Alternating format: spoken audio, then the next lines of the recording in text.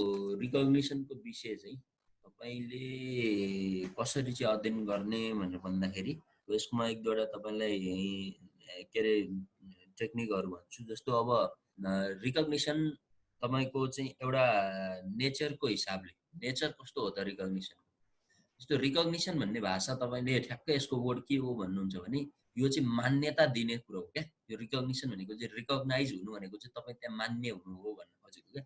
जस्तो हाम्रो देश इन्डिपेन्डेन्ट सोभरिन कन्ट्री हो भनेर भन्दै गर्दा त्यो कन्ट्रीको मान्यता चाहिँ कहाँबाट प्राप्त हुन्छ त भन्दा जब अन्य राष्ट्रहरूले हाम्रो के रे इन्डिपेन्डेन्टलाई चाहिँ मानिदिन्छन् हैन, हाम्रो सार्वभौमतालाई चाहिँ मानिदिन्छन्, हाम्रो देश हो भनेर मानिदिन्छन् हैन। अब युएनले चाहिँ तपाईको चाहिँ यो चाहिँ नेपाल भन्ने छुट्टै एउटा राष्ट्र हो किनभने यसले चाहिँ अन्तर्राष्ट्रिय सम्बन्ध विस्तार गर्न सक्छ, यसले चाहिँ अरु देशहरुसँग चाहिँ सम्बन्ध बनाउन सक्छ हैन। अब डिप्लोमेटिक ढंगले काम गर्न सक्छ, राजदूतावासहरु राख्न सक्छ भनेपछि यसले अन्तर्राष्ट्रिय सम्बन्धहरु बनाउन सक्ने, अन्तर्राष्ट्रिय प्र्याक्टिस गर्न सक्ने भएको कारणले यसलाई के भन्न सकिन्छ त एउटा राष्ट्र भन्न सकिन्छ, यसलाई राष्ट्रको एउटा रिकग्निसन दिन सकिन्छ भन्ने कुरो चाहिँ महत्त्वपूर्ण कुरा हो क्या। तपाईलाई मैले अब कहाँबाट रिकग्निसनको कुरा कोट्याउँछु भने तपाई एउटा राज्य हुनको लागि चाहिने अभिन्न अंगहरु के हुन् भनेर पढ्दाखेरि तपाईहरुले पहिला सानो सानो क्लासदेखि नै के पढ्दै आउनु हो त भन्दा त्यहाँ जनसंख्या चाहिन्छ हैन, त्यहाँ सरकार चाहिन्छ,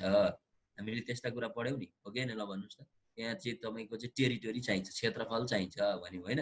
सँगसँगै के भन्यौ त भन्दा इन्टरनेशनल रिकग्निसन पनि चाहिन्छ। इन्टरनेशनल रिकग्निसनको अन्तर्राष्ट्रिय मान्यता पनि चाहिन्छ। नेपाल चाहिँ राज्य हो, राष्ट्र हो भनेर चाहिँ कसैले मानिदिएपछि चाहिँ अनि तपाईको चाहिँ के हुन्छ त भन्दा त्यसले अन्तर्राष्ट्रिय मान्यता पाइन्छ। हो यही सेरोफेरो हो क्या यो रिकग्निसनको कुरो चाहिँ। तपाईले बुझ्नुपर्ने कुरो के हो त भन्दा यो रिकग्निसन भनेको नै तपाईले अब के रे यो के रे यही सेरोफेरोमा रहेर मैले जुन अहिले तपाईलाई भनेको छु अब यही एरियामा रहेर तपाईले एकचोटी सोच्नुस् त रिकग्निसन भनेको के रहेछ त मान्यता दिने कुरो रहेछ। कसैले तपाईको चाहिँ मान्यता दिँदाखेरि कसरी मैले भने नि त्यो मान्यता दिने कुरा फरक फरक छ, फर्म्सहरु छ त्यसमा। तपाईले मान्यता लिने पनि कुरो हो। अब तपाईको मान्यता कहाँबाट छ त, कहाँबाट पाएको छ त, यो देश हो कि हैन हैन, यसको तपाईको चाहिँ कहाँसम्म हो त यसको भ्यालिडिटी हैन, यसलाई कतिको अन्तर्राष्ट्रिय मान्यता दिएको छ त भन्ने कुरा चाहिँ तपाईको के हुन्छ त एकदम के रे महत्त्वपूर्ण कुरा हो क्या। यो इन्टरनेशनल रिकग्निसनको विषय चाहिँ तपाईले एकदम के रे इम्पोर्टेन्टली हेर्नुपर्ने हुन्छ। अब मैले यसमा तपाईलाई अलिकति भित्र गएर के कुराहरु चाहिँ राख्छु। जस्तो अब रिकग्निसन पनि तपाईको चाहिँ के रे नन रिकग्निसन र रिकग्निसनको कुरा आउँदाखेरि तपाईले चाहिँ रिकग्निसनको कुरामा के हुन्छ त जस्तै हेर्नुस् है त। अब recognition generally is essential for the establishment of formal relation including diplomatic relation and the conclusion of bilateral treaties. recognition भनेको के को लागि त भन्दा establishment of formal relation भनेको एउटा राज्य र अर्को राज्य बीचको formal relation स्टार्ट गर्नको लागि अनि त्यसपछि consequence त्यसमा चाहिँ अर्को के भन्नु भने त भन्दाखेरि तपाईको चाहिँ के रे यो डिप्लोमेटिक रिलेसन गर्नको लागि अनि त्यसपछि बाइलेटरल ट्रिटीजहरु इम्प्लिमेन्ट गर्नको लागि तिनीहरु बाइलेटरल ट्रिटीजहरु रिलेसन चाहिँ आवश्यक छ। जस्तै नेपाल र इन्डियाको बीचमा कतिवटा ट्रिटीजहरु साइन भएको छन् हैन। त्यो साइन किन भयो त भन्दा हामी र उनीहरु सोभरिन राज्य हौ, हामी र उनी छुट्टा छुट्टै के रे कन्ट्रीहरु हौ भनिसकेपछि के हुन्छ त भन्दा हाम्रो र उनीहरुको के रे लेभल एउटै हो, हामी सानो ठुलो भनेर भन्नु मिल्दैन राज्यको हिसाबले। त्यसकारणले के हो त भन्दा हाम्रो जति सोभरिन छ, हामी जति सोभरिन छौं उनीहरु पनि त्यति नै सोभरिन छन्। त्यही भएर हामी र उनीहरु चाहिँ ट्रिटीजहरु गर्न सक्छौं, बाइलेटरल ट्रिटीज गर्न capacity to make a relation भनेर भन्छ के यसलाई। त्यो गर्न सक्नु भनेको चाहिँ हाम्रो कन्ट्रीलाई उसको कन्ट्रीलाई चाहिँ हामी दुईटैले के गरेको त भन्दा रिकग्नाइज गरेको भनेर भन्न सकिन्छ के। यो चाहिँ तपाईहरु त्यसरी बुझ्ने कुरा हो। बुझ्नु भएको भएर जस्तो उनीहरुसँगको यो रिलेसन राख्नु भनेको चाहिँ के रे यो चाहिँ रिकग्निसनको विषय भयो हैन। अब यसलाई चाहिँ constitutive theory of state recognition भनेर भन्छ क्या यसलाई चाहिँ हैन। यो थ्योरी चाहिँ दुईटा, अब यो declaratory theory of state recognition र constitutional theory of the state recognition भन्ने यो चाहिँ मेन चाहिँ बुझ्नुपर्ने कुरा। यो दुईटा थ्योरीबाट चाहिँ के रे यो रिकग्निसन अगाडि बढेको हुन्छ। टिप्नुस् है दुईटा। Declaratory theory DECLARATORY declaratory theory of recognition, अनि अर्को चाहिँ कन्स्टिट्युटिभ, जस्तो CONSTITUTIV कन्स्टिट्युटिभ थ्योरी अफ तपाईँको चाहिँ रिकग्निसन। यो दुईटा थ्योरीबाट चाहिँ तपाईँको चाहिँ स्टेट रिकग्निसन अगाडि बढेको हुन्छ। यो दुईटा थ्योरीमा मैले तपाईँलाई अघि जुन कुरा भने नि, त्यो चाहिँ अब के अरे लिगल, यो चाहिँ consequences of recognition and non रिकग्निसनको कुरा आउँदा त्यो हुन्छ। अब अलिकति म भनिदिन्छु, डिक्लेरेटरी थ्योरी अफ स्टेट रिकग्निसनले के भन्छ, the legal effects of recognition are limited. जस्तै लिगल रिकग्निसनहरू भनेको लिमिटेड हुन्छ। जस्तो हाम्रो सबै कानुनहरू उनीहरूले मान्ने भन्ने हुँदैन। उनीहरू र हामी बिचमा जुन जुन सम्झौता ट्रिटीहरू भएको छ त्यसको आधारमा चाहिँ तपाईँको चाहिँ डिक्लेरेटरी थ्योरी चाहिँ अगाडि बढेको हुन्छ। त्यसलाई चाहिँ डिक्लेरेटरी थ्योरी भन्छ। जस्तो अब यसमा के भन्छ, recognition is a declaration of the or acknowledgement of the existing state of the law or fact, legal personality having been conferred previously by operation of law. It means ICJ, अब यो चाहिँ के हुन्छ भने आइसिजेले चाहिँ यस्ता यस्ता कानुनहरू मान्नुपर्छ तिमीहरू दुईटाले भनेर चाहिँ एउटा डिक्लेयर गरिदिन्छ नि। डिक्लेरेटरी भने के हो, डिक्लेयर गर्ने क्या, त्यति बुझ्नुहोस् न। अब डिक्लेयर गर्ने भनिसके पछाडि आइसिजेले यो चाहिँ आइसिजे भनेको इन्टरनेसनल कोर्ट अफ जस्टिस, त्यो इन्टरनेसनल कोर्ट अफ जस्टिसले चाहिँ तपाईँको चाहिँ के कुरा चाहिँ डिक्लेयर गरेको छ, के कुरा डिक्लेयर गर्ने भनेको छ, त्यो दुईटा कन्ट्रीको लागि चाहिँ ती कुराहरू ल हुन्छ। यो चाहिँ डिक्लेयर भनेको चाहिँ बाई लज हुन्छ भन्न खोजेको, लजले नै गरेको हुन्छ, लले डिक्लेयर गरेको कुराहरू भन्न खोजेको। अर्को कुरा भनेको कन्स्टिट्युटिभ थ्योरी अफ स्टेट रिकग्निसनमा, according to the theory the political act of recognition is the prediction of the existence of the legal. अब यो पोलिटिकल एक्टले चाहिँ यो रिकग्निसनको विषय क्या। जस्तो अब हाम्रो र इन्डियाको पोलिटिकल रिलेसन कस्तो छ होइन, उसले हामीलाई अब रिकग्नाइज गर्ने नगर्ने भन्ने कुरामा जहिले पनि अब उसको इन्टेन्सन, भित्री इन्टेन्सन एउटा छ नि त होइन। जहिले पनि हाम्रो चाहिँ अब राज्यलाई चाहिँ उसले कुनै न कुनै हिसाबले आफ्नो कन्ट्रोलमा ल्याउँ भन्ने जस्तै सोध्छ नि त इन्डियाले। तर के हो त भने हाम्रो पोलिटिकल रिलेसनले गर्दा उसले हामीलाई पनि त्यसरी त्यति हाम्रो कल्चरले गर्दा र हाम्रो इन्डिपेन्डेन्सले गर्दाखेरि उसले हामीलाई ठ्याक्कै पनि त्यसो गर्न सक्दैन, ठ्याक्कै आफ्नो हस्तक्षेपकारी भूमिकामा लिएर आउन सक्दैन। अनि सकिहाल्यो भने पनि बाहिरबाट मात्रै सक्छ, उसले चाहिँ देखिने हिसाबले गर्न सक्दैन। त्यही भएर यो पोलिटिकल एक्टिभिटिजले यो चाहिँ constitutive theory of the state recognition भनेको यही हो क्या।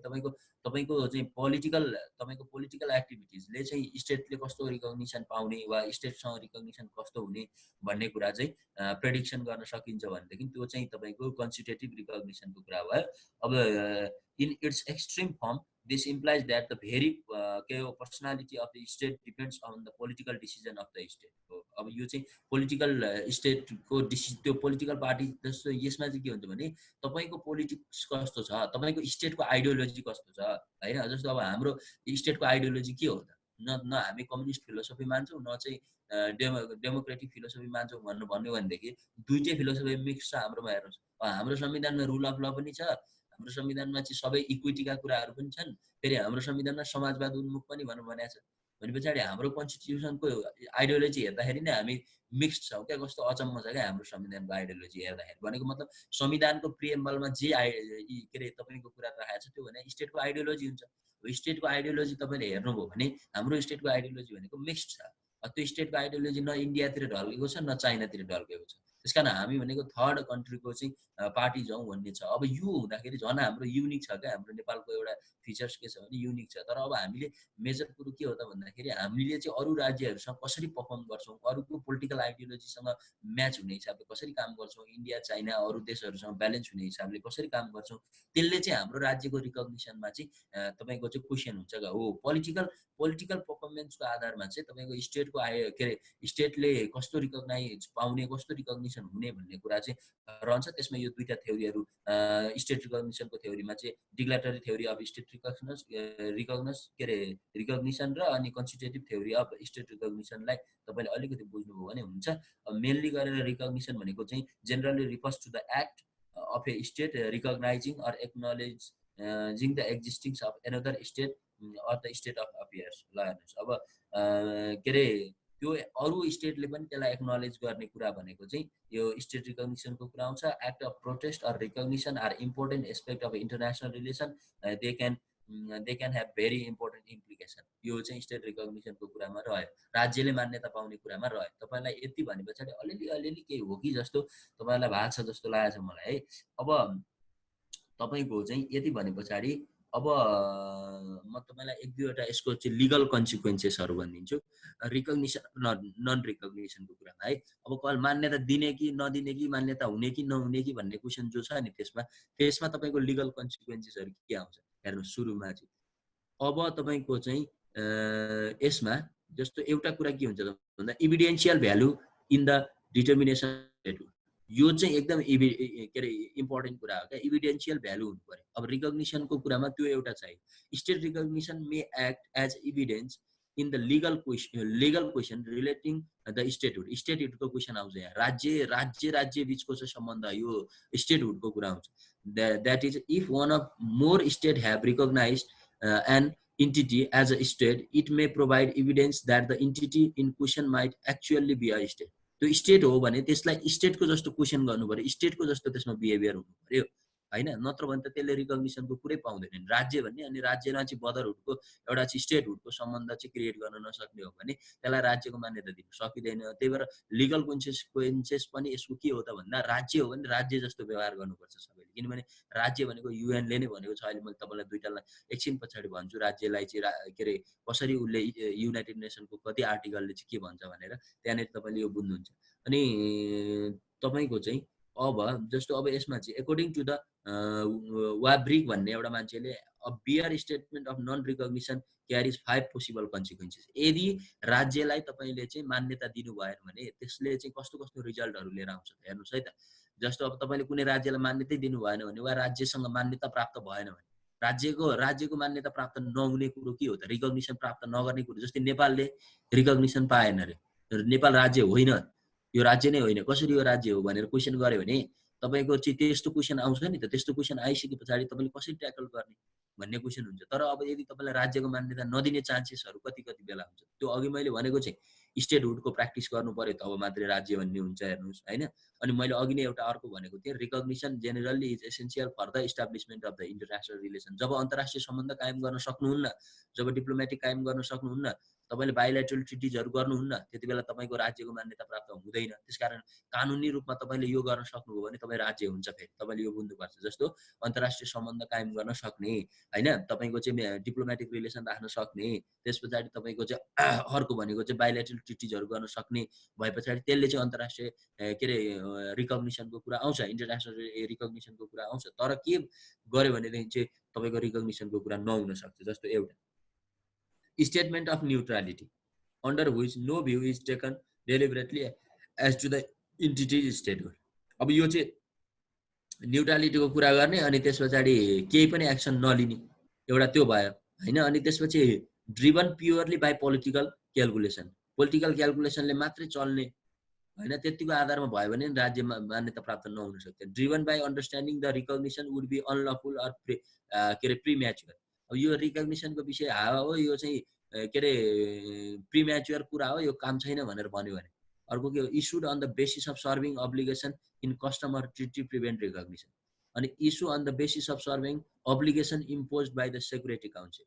अब हेर्नु सेक्युरिटी काउन्सिलले पनि तपाईँको मान्यतै दिएन हैन। अब मैले हिजो भनेको जेनरल एसेम्ब्ली र सेक्रेटरी काउन्सिलको जो कुरा छ त्यसमा सेक्रेटरी काउन्सिलले पनि राज्यले पर्फर्मै गर्दैन, केही नै गर्दैन, रिकग्निसनको कुरै मान्दैन, अन्तर्राष्ट्रिय सम्बन्धै विस्तार गर्दैन, अन्तर्राष्ट्रिय कुरा केही नै गर्दैन हैन। तपाईँको चाहिँ यसले चाहिँ एकदम प्रिम्याच्योर, यो अनलफुल काम हो यो रिकग्निसन भनेको भनेर भन्ने खालको कुरा गर्छ।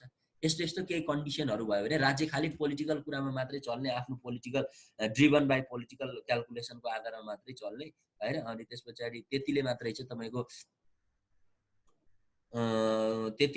यो चाहिँ के हुन्छ भने रिकग्निसनको कुरा चाहिँ आउँदैन है।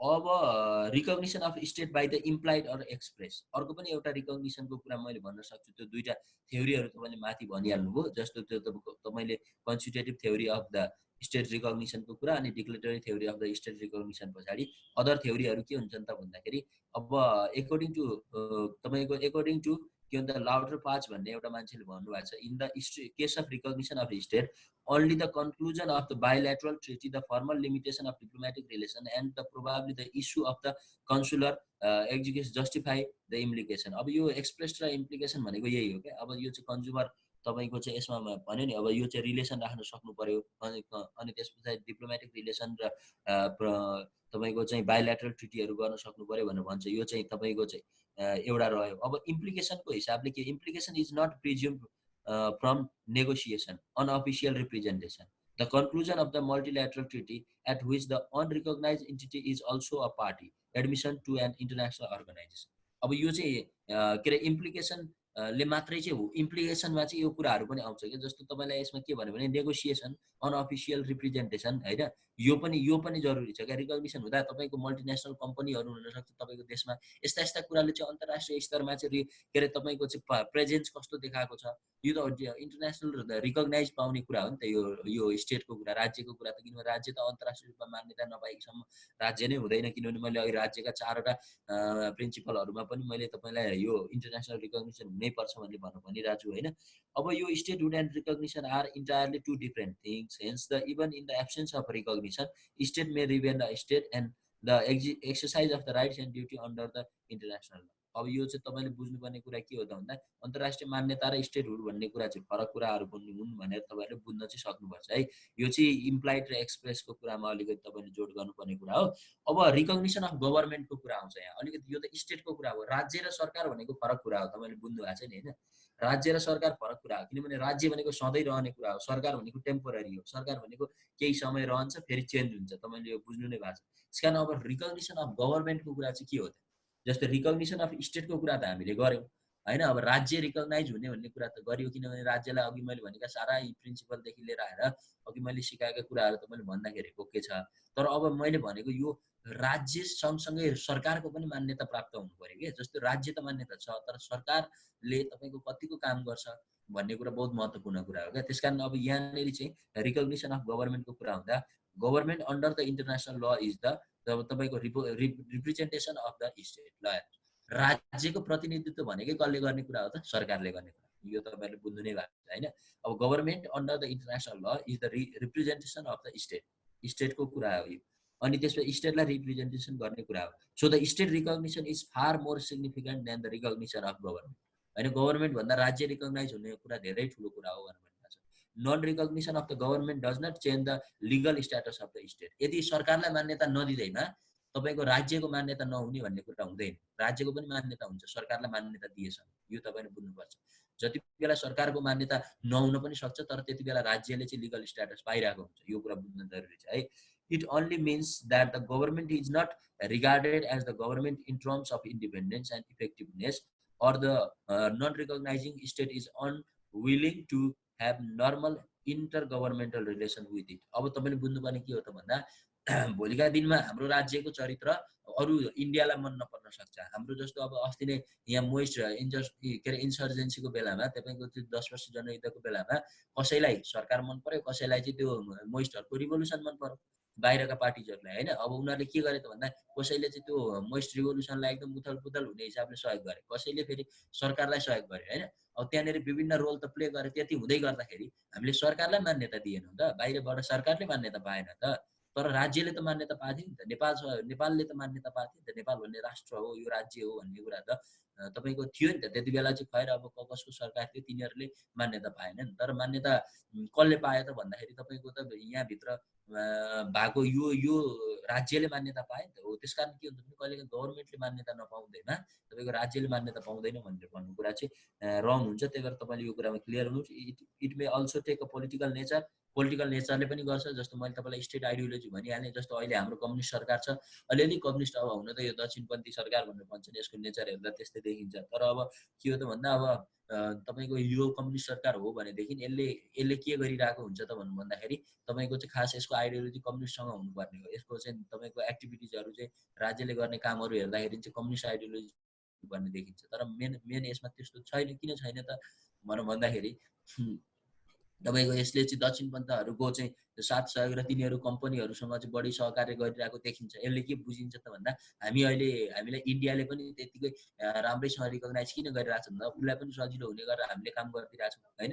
यो चाहिँ हाम्रो स्टेट आइडियोलोजी त्यस्तो छ र नै यसले मान्यता पाइरहेको छ। यो सरकारले मान्यतै नपाउन पनि सक्ने सम्भावना रहन्थ्यो क्या अब यसको आइडियोलोजी अनुसार काम गरे भए। त्यही भएर अब यहाँ के बुझ्न सकिन्छ त भन्दा it is also political nature where by the state may not recognize undemocratic अनि governments on other qualification are placed for the recognition of government. अब अनडेमोक्रेटिक ढङ्गले चाहिँ यसको गभर्नमेन्ट छानियो भने पनि रिकग्नाइज नहुन सक्छ। बुझ्नुभयो नि? अहिले विश्वव्यापी रूपमा तपाईँको लोकतन्त्र यस्ता कुराहरूले चाहिँ डेमोक्रेटिक ढङ्गले अगाडि गइरहेको बेला हामीले फ्याट अनडेमोक्रेटिक हिसाबले चाहिँ तानासह ल्याउने हिसाबले अहिले हामीले गभर्नमेन्ट पान्यौँ भने त्यो गभर्नमेन्ट मान्यता पाउँछ त पाउँदैन त? अन्तर्राष्ट्रिय रूपमा त यस्तो सरकार चाहिँ यो देशलाई कसरी मान्यता दिने? उत्तर कोरियाको विषयमा कति पछिसम्म क्वेसन छ नि, हो कि ल भन्नु न। तर उत्तर कोरिया भन्ने देश राज्य भनेर त मान्न त मानिरहेछ नि त। हो, त्यही भएर स्टेट रिकग्निसन र गभर्नमेन्ट रिकग्निसनको कुरा फरक कुरा हो भनेर बुझ्नुहोस्।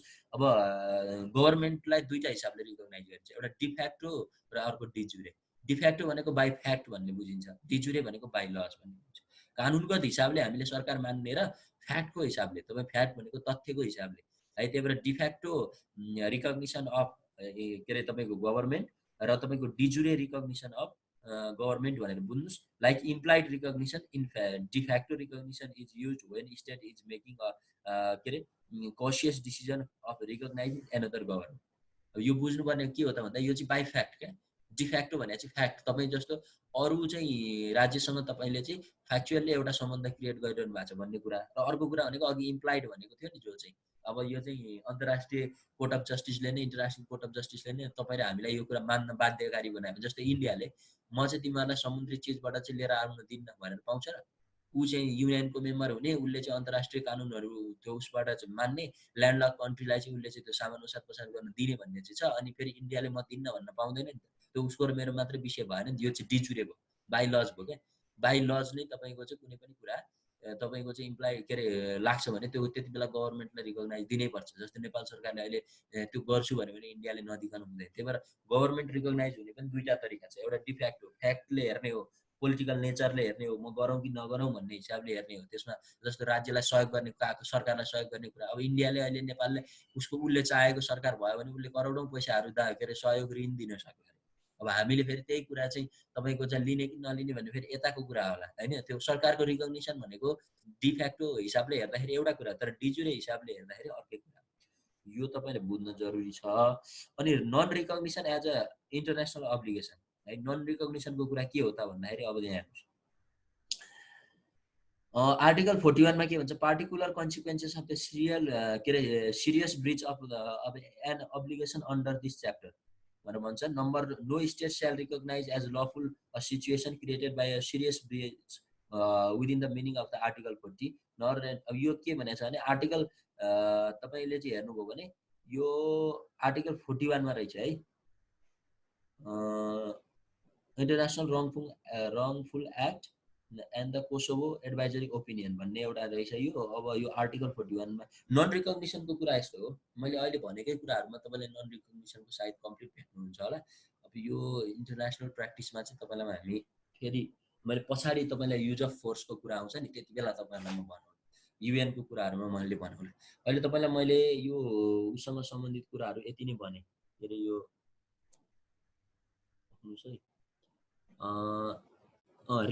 अब यो रिकग्निसनको कुरामा इफेक्ट अफ रिकग्निसन र नन रिकग्निसनको कुरामा तपाईँले बुझ्नु भइहाल्यो होइन, कस्तो इफेक्ट पर्छ भन्ने कुरा तपाईँले बुझिहाल्नु, राज्यलाई कस्तो असर पर्छ पर्दैन भन्ने कुरा तपाईँले बुझिहाल्नु। अब सरकारलाई कस्तो असर पर्छ पर्दैन, रिकग्नाइज गर्ने र नगर्ने भन्ने विषयले कति हो तपाईँले यो क्वेसन, यो त्यस्तो क्वेसन ठ्याक्कै त यही इम्पोर्टेन्ट भनेर आउँदैन, तर आयो भने पनि तपाईँले यसलाई ट्याकल गर्न सक्नुहुन्छ मलाई जहाँसम्म लाग्छ। किनकि मैले यति धेरै कुराहरू भनिदिएँ कि अहिले तपाईँलाई यसको थ्योरीदेखि लिएर आएर यसको ल लिगल ब्याकग्राउन्ड, त्यस पछाडि यसो अन्तर्राष्ट्रिय मान्यता किन चाहिँदो रहेछ एउटा राज्य हुन, भएन भने के हुँदो रहेछ भन्ने कुरा समेत तपाईँले बुझ्नुभयो। अब त मजाले लेख्नुहुन्छ, यसमा समस्या नहोला। अब ठिक छ, अब हामी जाउँ तपाईँको चाहिँ अर्को च्याप्टरमा जाउँ हामी। म तपाईँलाई अरू च्याप्टरमा लग्छु।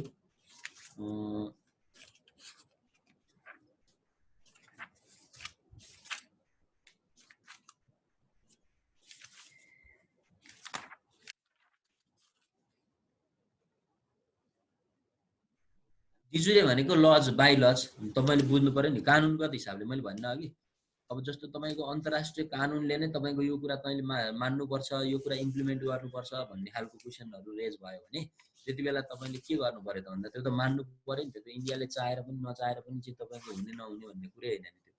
त्यो त अब तपाईको के अरे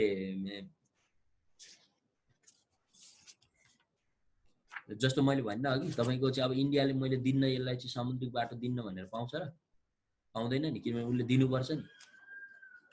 नदिएर त उसले हुँदैन नि, किनभने यो त ऊ चाहिँ UN को मेम्बर हुने, WTO को मेम्बर हुने, अनि त्यस पछाडि चाहिँ हामीलाई ट्रेड गर्न चाहिँ हामी दिन्न, यो बाटो दिन्न भनेर चाहिँ तपाईको चाहिँ हुँदैन होला नि त। मेन कुरा चाहिँ त्यही हो क्या। त्यो चाहिँ ल हो क्या, ल बाइ ल भने जस्तो हो क्या।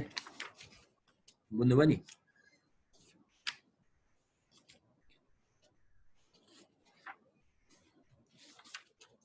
सायद तपाईहरुलाई अब मैले यो रिकग्निसन बारेमा यति भनेपछि यसले तपाईको क्लियर गर्छ। जस्तै 1 मिनेट वेट गर्नुस् है।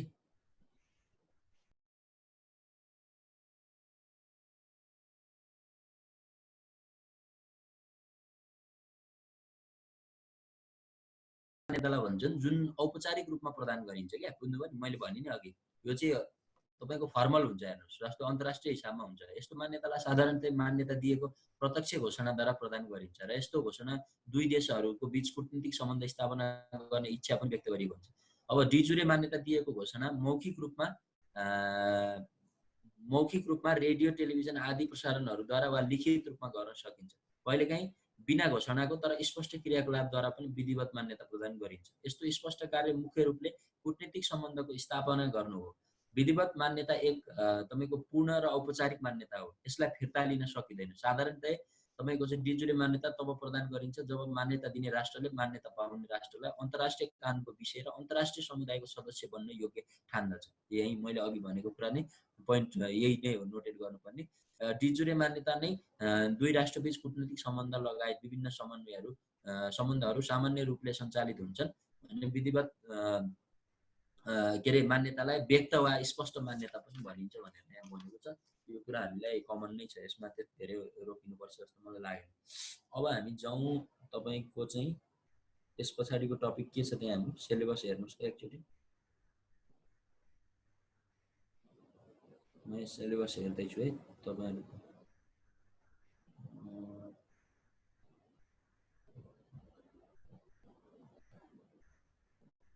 इम्युनिटिज जुरिस्डिक्सन र इम्युनिटिज हो कि यो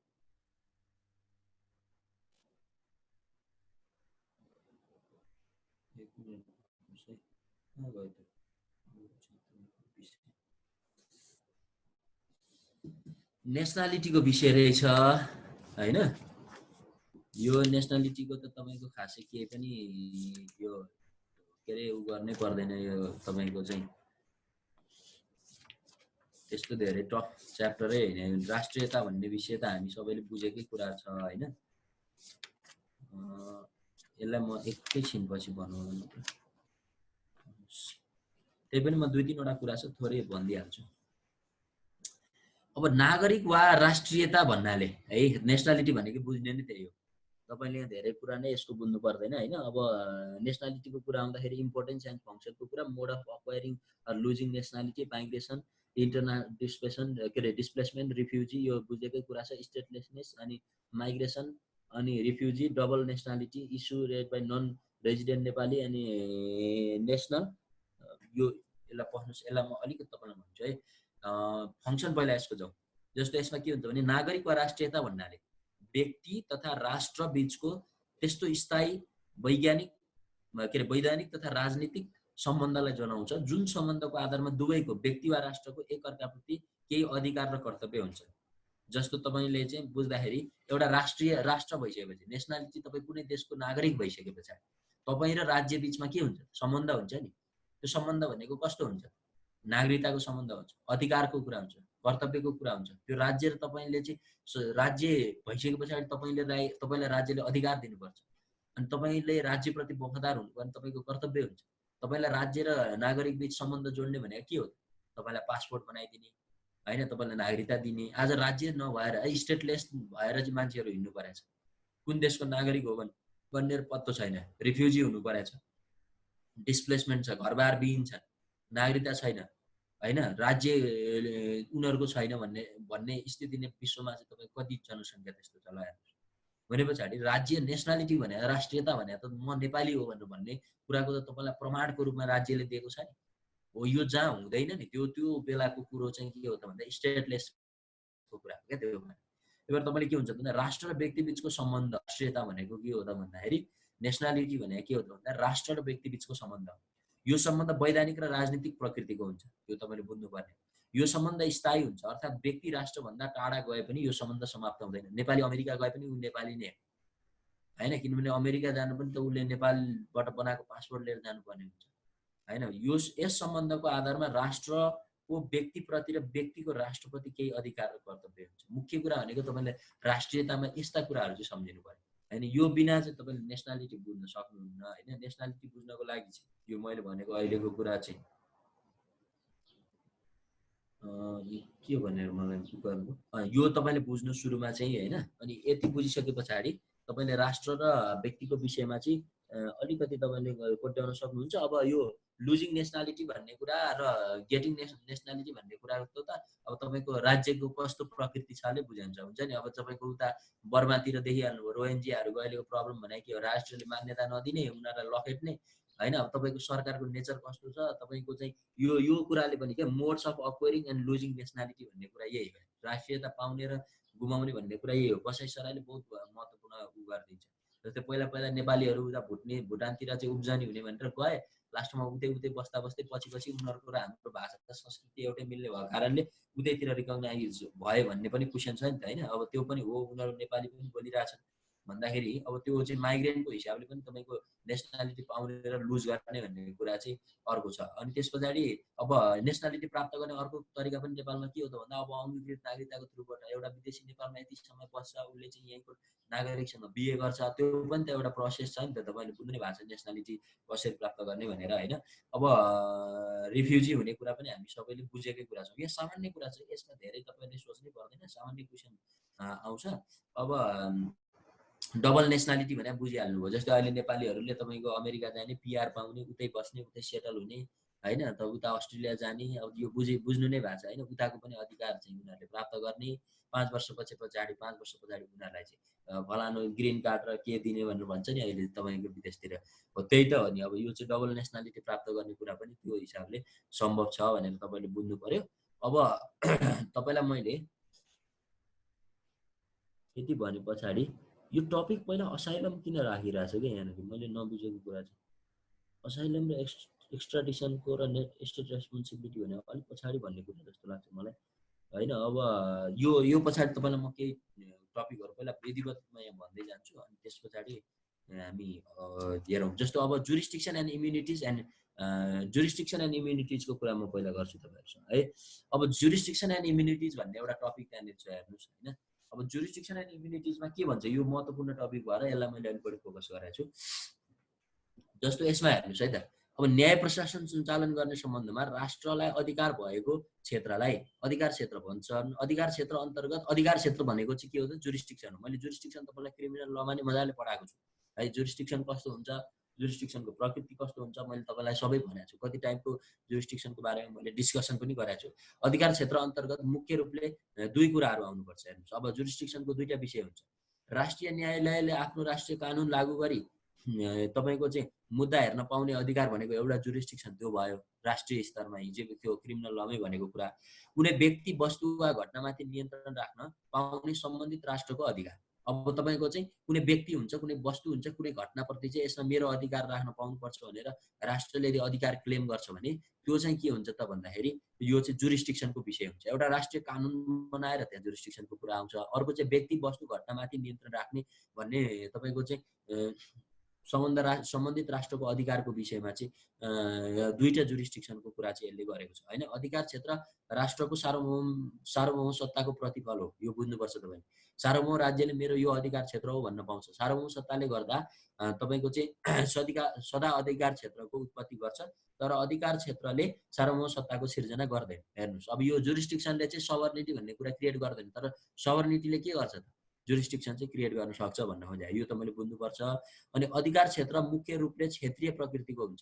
अधिकार क्षेत्र भनेको क्षेत्रीय, मैले अस्ति तपाईँलाई भनिसकेको छु, यो चाहिँ टेरिटोरियल, एक्स्ट्रा टेरिटोरियल, पर्सनल होइन, यस्तो खालको नेचरको जुरिस्डिक्सन हुन्छ। अर्थात् राष्ट्रले आफ्नो राज्य क्षेत्रभित्र रहेका सबै वस्तु, व्यक्ति, घटनामाथि अधिकार क्षेत्र राख्दछ र अधिकार क्षेत्रका अन्य पनि हुन सक्छन्। जस्तो मैले तपाईँलाई अस्ति भनिसकेको छु, अधिकार क्षेत्र विभिन्न प्रकारका हुन सक्दछन्। जस्तै क्षेत्रीय अधिकार क्षेत्र, व्यक्तिगत अधिकार क्षेत्र, विश्वव्यापी युनिभर्सल अधिकार क्षेत्र भनेपछि तपाईँले चाहिँ पहिला के हो त भन्दा यो जुरिस्डिक्सनको कुरामा चाहिँ त्यहाँ टेरिटोरियल जुरिस्डिक्सन, अनि के छ त भन्दा पर्सनल जुरिस्डिक्सन, अनि त्यसपछि मराइन जुरिस्डिक्सन भनेको के अरे होइन, म्याराटाइम जुरिस्डिक्सन भनेको चाहिँ अब तपाईँको समुद्रमा कति तपाईँको जुरिस्डिक्सन हुने कुरा, अनि जुरिस्डिक्सन इन एरो स्पेसको कुरा चाहिँ यसले गरेको छ। जस्तै अब यो बुझ्नुहुन्छ नि होइन, टेरिटोरियल जुरिस्डिक्सन फेरि मैले भन्नुपर्छ त पर्दैन, किन भन्दा मैले अस्ति तपाईँलाई भनिसकेको छु, एउटा टेरिटोरीभित्र उसको संविधान, उसको कानुनले निर्धारण गरेको जुरिस्डिक्सन चाहिँ कति हुने भनेर भन्ने कुरामा चाहिँ रहने जुरिस्डिक्सन भनेको टेरिटोरियल जुरिस्डिक्सन हो।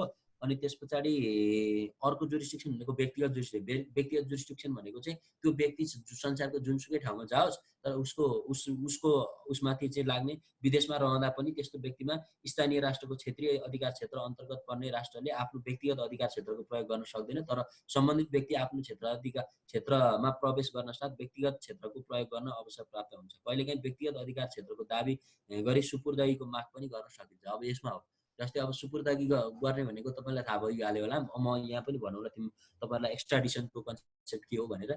एक्स्ट्राडिसन चाहिँ तपाईँको एक्स्ट्राडिसनमा पनि तपाईँको प्राप्त गर्न सकिन्छ। जस्तै नेपालको कुनै अपराधी चाहिँ उता इन्डिया गएर लुकाएको छ भने इन्डियासँग हामीले चाहिँ सुपुर्दगी माग गर्न सक्छौँ। हाम्रो चाहिँ यो नागरिकलाई चाहिँ यसले चाहिँ हाम्रो यहाँ यस्तो यस्तो गराएछ भन्छ, पनिसमेन्टको लागि उसले गर्न सक्छ। त्यो अमेरिका, इरानतिर त यो कति छ, कति यस्ता केस त तपाईँको चाहिँ यो सुपुर्दगीका केसहरू चाहिँ, किनभने उनीहरू नदिने, असाइलम पनि नदिने होइन, सुपुर्दगी पनि नदिने, उनीहरू चाहिँ त्यो इन्टरनेसनल रिलेसनै बिगार्ने यस्ता घटनाहरू कति धेरै छन्। त्यस कारण अब यो व्यक्तिगत अधिकार क्षेत्र भनेको पर्सनल जुरिस्डिक्सन हो, आफ्नो व्यक्तिमाथि प्रयोग गर्ने अधिकार क्षेत्र हो होइन। अब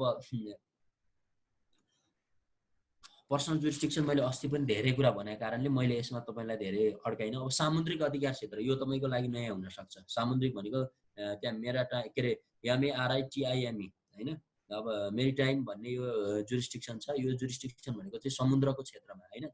अब कतिसम्म जुरिस्डिक्सन हुने त भन्ने कुरा चाहिँ आउँछ होइन। अब सामुद्रिक जुरिस्डिक्सनको कुरा आउँदा म तपाईँलाई अलिकति नयाँ कन्सेप्ट हुनसक्छ, यो भनिदिन्छु। यसमा के छ भने राष्ट्रले समुद्री क्षेत्रमा प्रयोग गर्ने अधिकार क्षेत्रलाई सामुद्रिक अधिकार क्षेत्र भनिन्छ होइन। अब यो चाहिँ यो सामुद्रिक अधिकार क्षेत्रको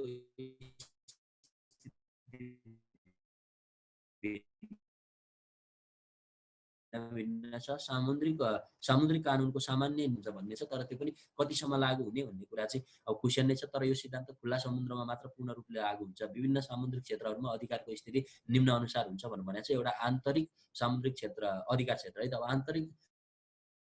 आन्तरिक आफ्नो देश भनेको ल हेर्नुहोस् है, त्यसमा के भन्छ भने आन्तरिक समुद्र रदबत्री राष्ट्रको राज्य क्षेत्र अन्तर्गत पर्ने हुनाले यस क्षेत्रमा मुख्य रूपले समुद्र चाहिँ जुन राष्ट्रमा पर्छ त्यसको आन्तरिक क्षेत्र अधिकार लागू हुन्छ भनेको टेरिटोरियल जुरिस्डिक्सन लागू हुन्छ। आन्तरिक समुद्रमा रहेको विदेशी जहाजभित्र घटित भएका देवानी तथा फौजदारी घटनाहरू, जस्तै अब आफ्नो समुद्रभित्र कुनै जहाज चलिरहेछ, त्यो जहाजमा कुनै देवानी र फौजदारी घटना घट्यो भने त्यसलाई क्षेत्रीय राष्ट्रलाई प्रभावित नपार्ने भएमा र क्षेत्रीय राष्ट्रले चाहेमा आफ्नो अधिकार क्षेत्रको प्रयोग नगर्न पनि सक्दछ। भनेको मतलब अब समुद्र तपाईँको राष्ट्रभित्र पर्ने समुद्रमा चाहिँ एउटा जहाज चलिरहेको थियो, त्यहाँनिर फौजदारी र देवानी घटना घट्यो। अब त्यसलाई तपाईँको जुरिस्डिक्सन तपाईँको देशको कानुन लाग्ने कि नलाग्ने भन्ने क्वेसन रेज हुन्छ क्या। अब तपाईँको देशको कानुन लगाएर पनि गर्न सकियो किनभने त्यो तपाईँको टेरिटोरीभित्र पर्छ, तर तपाईँले होइन यो चाहिँ आफ्नो टेरिटोरीको कानुन नलगाएर पनि तपाईँले गर्न सक्नुहुन्छ। अब क्षेत्रीय समुद्रमा अधिकार क्षेत्र अब अर्को खालको कस्तो हुन्छ त भन्दा क्षेत्रीय समुद्र पनि तटवर्ती राष्ट्रको क्षेत्र के अरे राज्यभित्र मानिने हुनाले यस क्षेत्रमा मुख्य रूपले क्षेत्रीय राष्ट्रको अधिकार क्षेत्र लागू हुन्छ। तर यसमा पनि के छ भने तपाईँको चाहिँ अब तपाईँहरूले बुझ्नुपर्ने कुरा यसमा के हुन्छ भनेदेखि फौजदारीमा यहाँ हेर्नुहोस् है, जहाजभित्र निर्दोष यात्रा गर्ने अधिकार भएको हुनाले निर्दोष यात्रा गरिरहेका जहाजभित्र घटित भएका देवानी तथा फौजदारी मामिलाहरूको सम्बन्धमा जहाजको झण्डाको राष्ट्रको अधिकार क्षेत्र लागू हुन्छ। तर जहाजभित्र घटित भएका फौजदारी मामिलाहरूको सम्बन्धमा निम्नलिखित अवस्थामा तटवर्ती राष्ट्रको आफ्नो अधिकार क्षेत्रको प्रयोग गर्न सक्छ। जस्तो यसमा यस्तो हुन्छ, जस्तो जहाज समुद्रमा गयो भने त्यो जहाज कुन राष्ट्रको भन्ने पहिला क्वेसन हुन्छ हो किन। अब जहाज तपाईँको चाहिँ इन्डियाको चाहिँ कुनै एउटा सीमा चाहिँ हिँडिरहेछ, अब उता साउथ अफ्रिकाको चाहिँ तपाईँको चाहिँ जहाज रहेछ। अब साउथ अफ्रिकाको झन्डा प्रयोग गरेको जहाज छ, अब कुन राष्ट्रको कानुन प्रयोग गर्ने त्यसमा? फौजदारी र देवानी मुद्दाहरू घट्यो भने मुख्य रूपमा त्यही हो क्या क्वेसन। अब देवानी छ भने त उसले आफ्नो हिसाबले सेटल गर्ने भयो भन्ने एउटा क्वेसन रहेछ। तर तपाईँको चाहिँ फौजदारी मुद्दा भयो भने तपाईँको उसले आफ्नो देशको प्रयोग गर्न पनि सक्यो, नत्र यहाँ यसमा एक दुईवटा कन्डिसनहरू कस्तो रहेछ भने निर्दोष यात्रा गर्ने जहाज तटवर्ती राष्ट्रको आन्तरिक समुद्रबाट निस्केर बाहिर गइरहेको स्थिति भनेको मतलब जुन देशमा जहाज कुदिरहेको छ त्यो देशको तटवर्ती भनेको त्यही हो, त्यो देशको नागरिक रहेछ भने के हुन्छ त भन्दा त्यस्तो बेलामा उसले आफ्नो कानुन लगाउन सक्छ। त्यो जहाजको विषयलाई लिएर उसले त्यो जहाजलाई कन्ट्रोल गर्ने, त्यो जहाजमा रहेको मान्छेलाई पनिसमेन्ट दिने कुरामा उसको नागरिकलाई यदि त्यहाँनिर त्यस्तो के अरे निर्दोष यात्रा गरिरहेको उसको नागरिक छ र त्यसलाई चाहिँ अन्याय भयो भने, त्यसलाई चाहिँ कुनै फौजदारी कसुर गर्यो भने, जहाँ क्षेत्रीय समुद्रभित्र प्रवेश गर्नुभन्दा अघि घटित भएका अपराधहरूको सम्बन्धमा जहाजको कप्तानले क्षेत्रीय राज्यसँग सहयोग मागेन, अब उसैले चाहिँ अब यस्तो यस्तो घटना घट्यो अब सहयोग गर्नु पर्यो भनेर माग्यो भने त्यति बेलामा पनि के हुन्छ त भन्दा जस्तो तपाईँको तटवर्ती जुन समुद्र जसको राज्यभित्र पर्ने समुद्रमा कुदिरहेछ हो त्यसकै कानुन लाग्ने भन्ने कुरा। अब लागु औषधहरू यस्ता कुरा गरेको रहेछ भने, यस्ता लागु औषधहरूको ओसार पसार गराएको रहेछ भने त यो त अन्तर्राष्ट्रिय रूपमै यसलाई इन्टरनेसनल लकै विषय हो भनेर मैले हिजो तपाईँलाई भनेकै छु। अब यसमा चाहिँ तटवर्ती राष्ट्रले पनि तपाईँको शान्ति सुरक्षामा खतरा पुर्याउने देखिएमा चाहिँ त्यसले नै सहयोग गर्नुपर्ने जस्तो देखिन्छ होइन, त्यसैले चाहिँ गर्न मिल्ने भन्ने कुरा चाहिँ छ। अब यो हेर्दाखेरि तपाईँको यहाँबाट हामी के भन्न सक्छौँ त भन्दाखेरि अब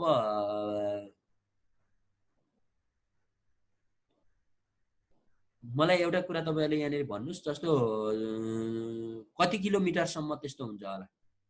जस्तो अब समुद्र तपाईँको समुद्रमा तपाईँको अधिकार क्षेत्र कति किलोमिटरसम्म हुन्छ? जस्तो समुद्र भएदेखि तपाईँको उता चाहिँ अथाह कहिले नसकिने चाहिँ ठुलो रहेछ भने त्यो सबै तपाईँको व्यक्तिगत हुनसक्छ, सक्दैन नि त।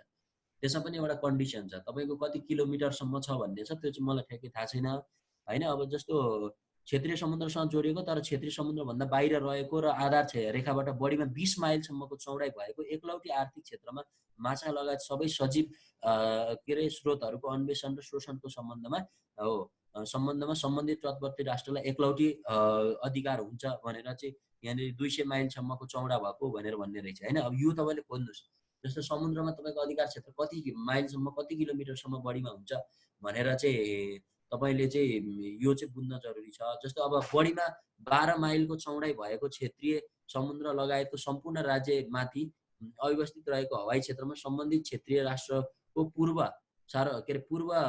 सार्वभौमसत्ता हुन्छ र हवाई सार्वभौमसत्ता आधारमा क्षेत्रीय राष्ट्रको क्षेत्रीय अधिकार क्षेत्र मानिने हुनाले वायुयानभित्रका मामिला, अब यो चाहिँ के हुन्छ भने एरोस्पेस जुरिस्डिक्सनमा पनि यो कुरा आउँछ। जस्तो तपाईँको आकाशमा पनि तपाईँको अधिकार हुन्छ क्या, जस्तो आकाशमा पनि तैँले यहाँ मेरो आकाशमाथि चाहिँ प्लेनको बाटो बनाउन पाउँछस्, तैँले पाउँदैनस्, यो मेरो अधिकारभित्रको कुरा हो, यो चाहिँ बिना कन्सेन्ट चाहिँ तैँले यहाँबाट लिएर आउन पाउँदैनस् भन्ने खालको कुरा चाहिँ यहाँ पनि आउँछ। त्यही भएर एरोस्पेस जुरिस्डिक्सनको कुरा पनि छ, जो तपाईँलाई मैले नभनेको उता क्रिमिनल लमा यो कुरा खास आउँदैन। यो भित्र पनि धेरै खालका कुराहरू आउँछ। यहाँभित्र चाहिँ तपाईँको चाहिँ जस्तो अब अपराध भयो भने, प्लेनभित्र अपराध भयो भने प्लेनलाई मार्यो भने त्यहाँ कसको कानुन लाग्यो होइन। अब त्यो पनि विषय चाहिँ एकदम गौण विषय छ क्या।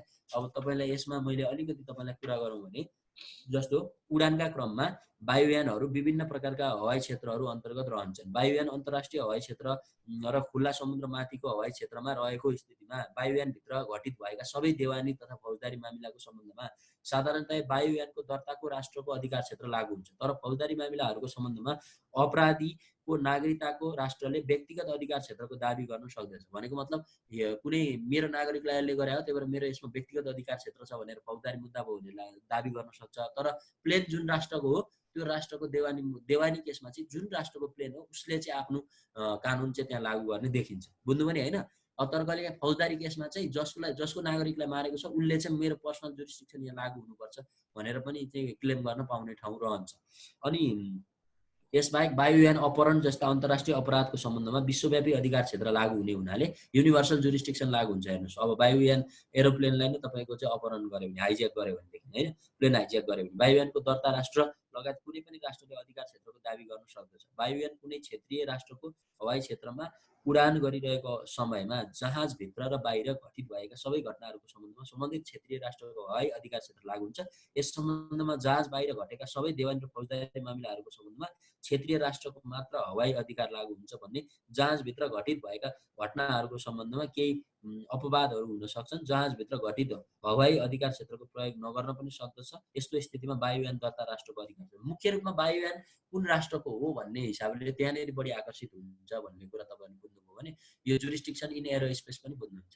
बुझ्नुभयो नि होइन? यो अब जुरिस्डिक्सनका कुराहरू कति कति बुझ्नुभयो। जस्तो तपाईँले अगाडि मैले भन्नु नपर्ने यो कुराहरू जस्तो टेरिटोरियल जुरिस्डिक्सन बुझ्नु नै भएको छ, पर्सनल जुरिस्डिक्सन बुझ्नु नै भएको छ। मुख्य रूपमा तपाईँले नबुझ्यो भने यो सामुद्रिक अधिकार क्षेत्र होइन, मेरिटाइम जुरिस्डिक्सन र एरो स्पेस जुरिस्डिक्सनको कुरा रह्यो। यो दुईटा जुरिस्डिक्सनलाई मैले यति तपाईँलाई कोट्याइदिएपछि अलिकति सजिलो भयो नि होइन?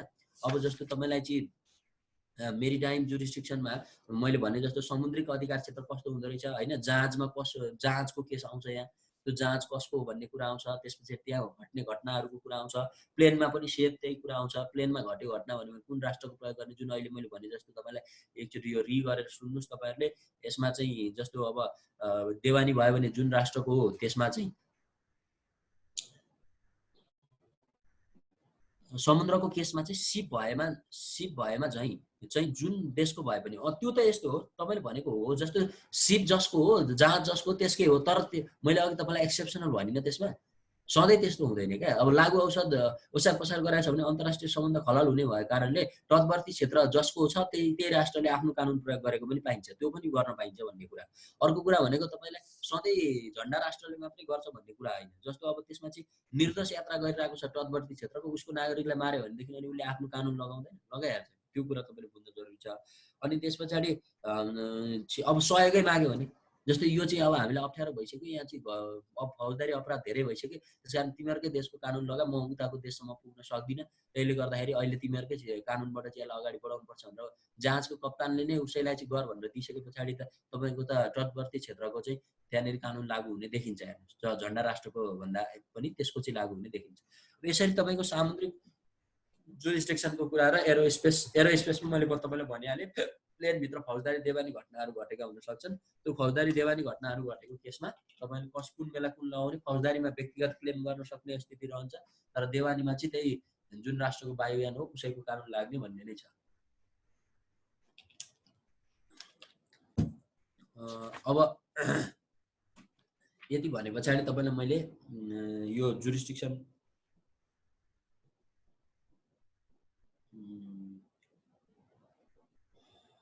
अब तपाईँलाई चाहिँ इम्युनिटिज एन्ड प्रिभिलेजको कुरा गरौँ है त।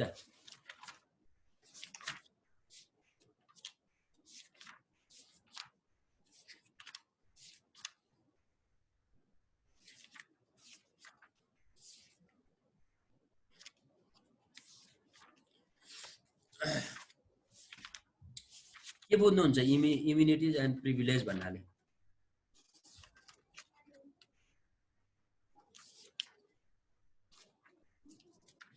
यसलाई मैले थोरै अलिकति तपाईँहरूलाई यसको प्रकृति कस्तो हुन्छ भनेर मैले भन्नुपर्ने हुन्छ थोरै इम्युनिटिज एन्ड प्रिभिलेजको बारेमा। पहिला के भन्नुभन्दा अगाडि अलिकति यसलाई मैले कोट्याउनु जरुरी ठाने। जस्तो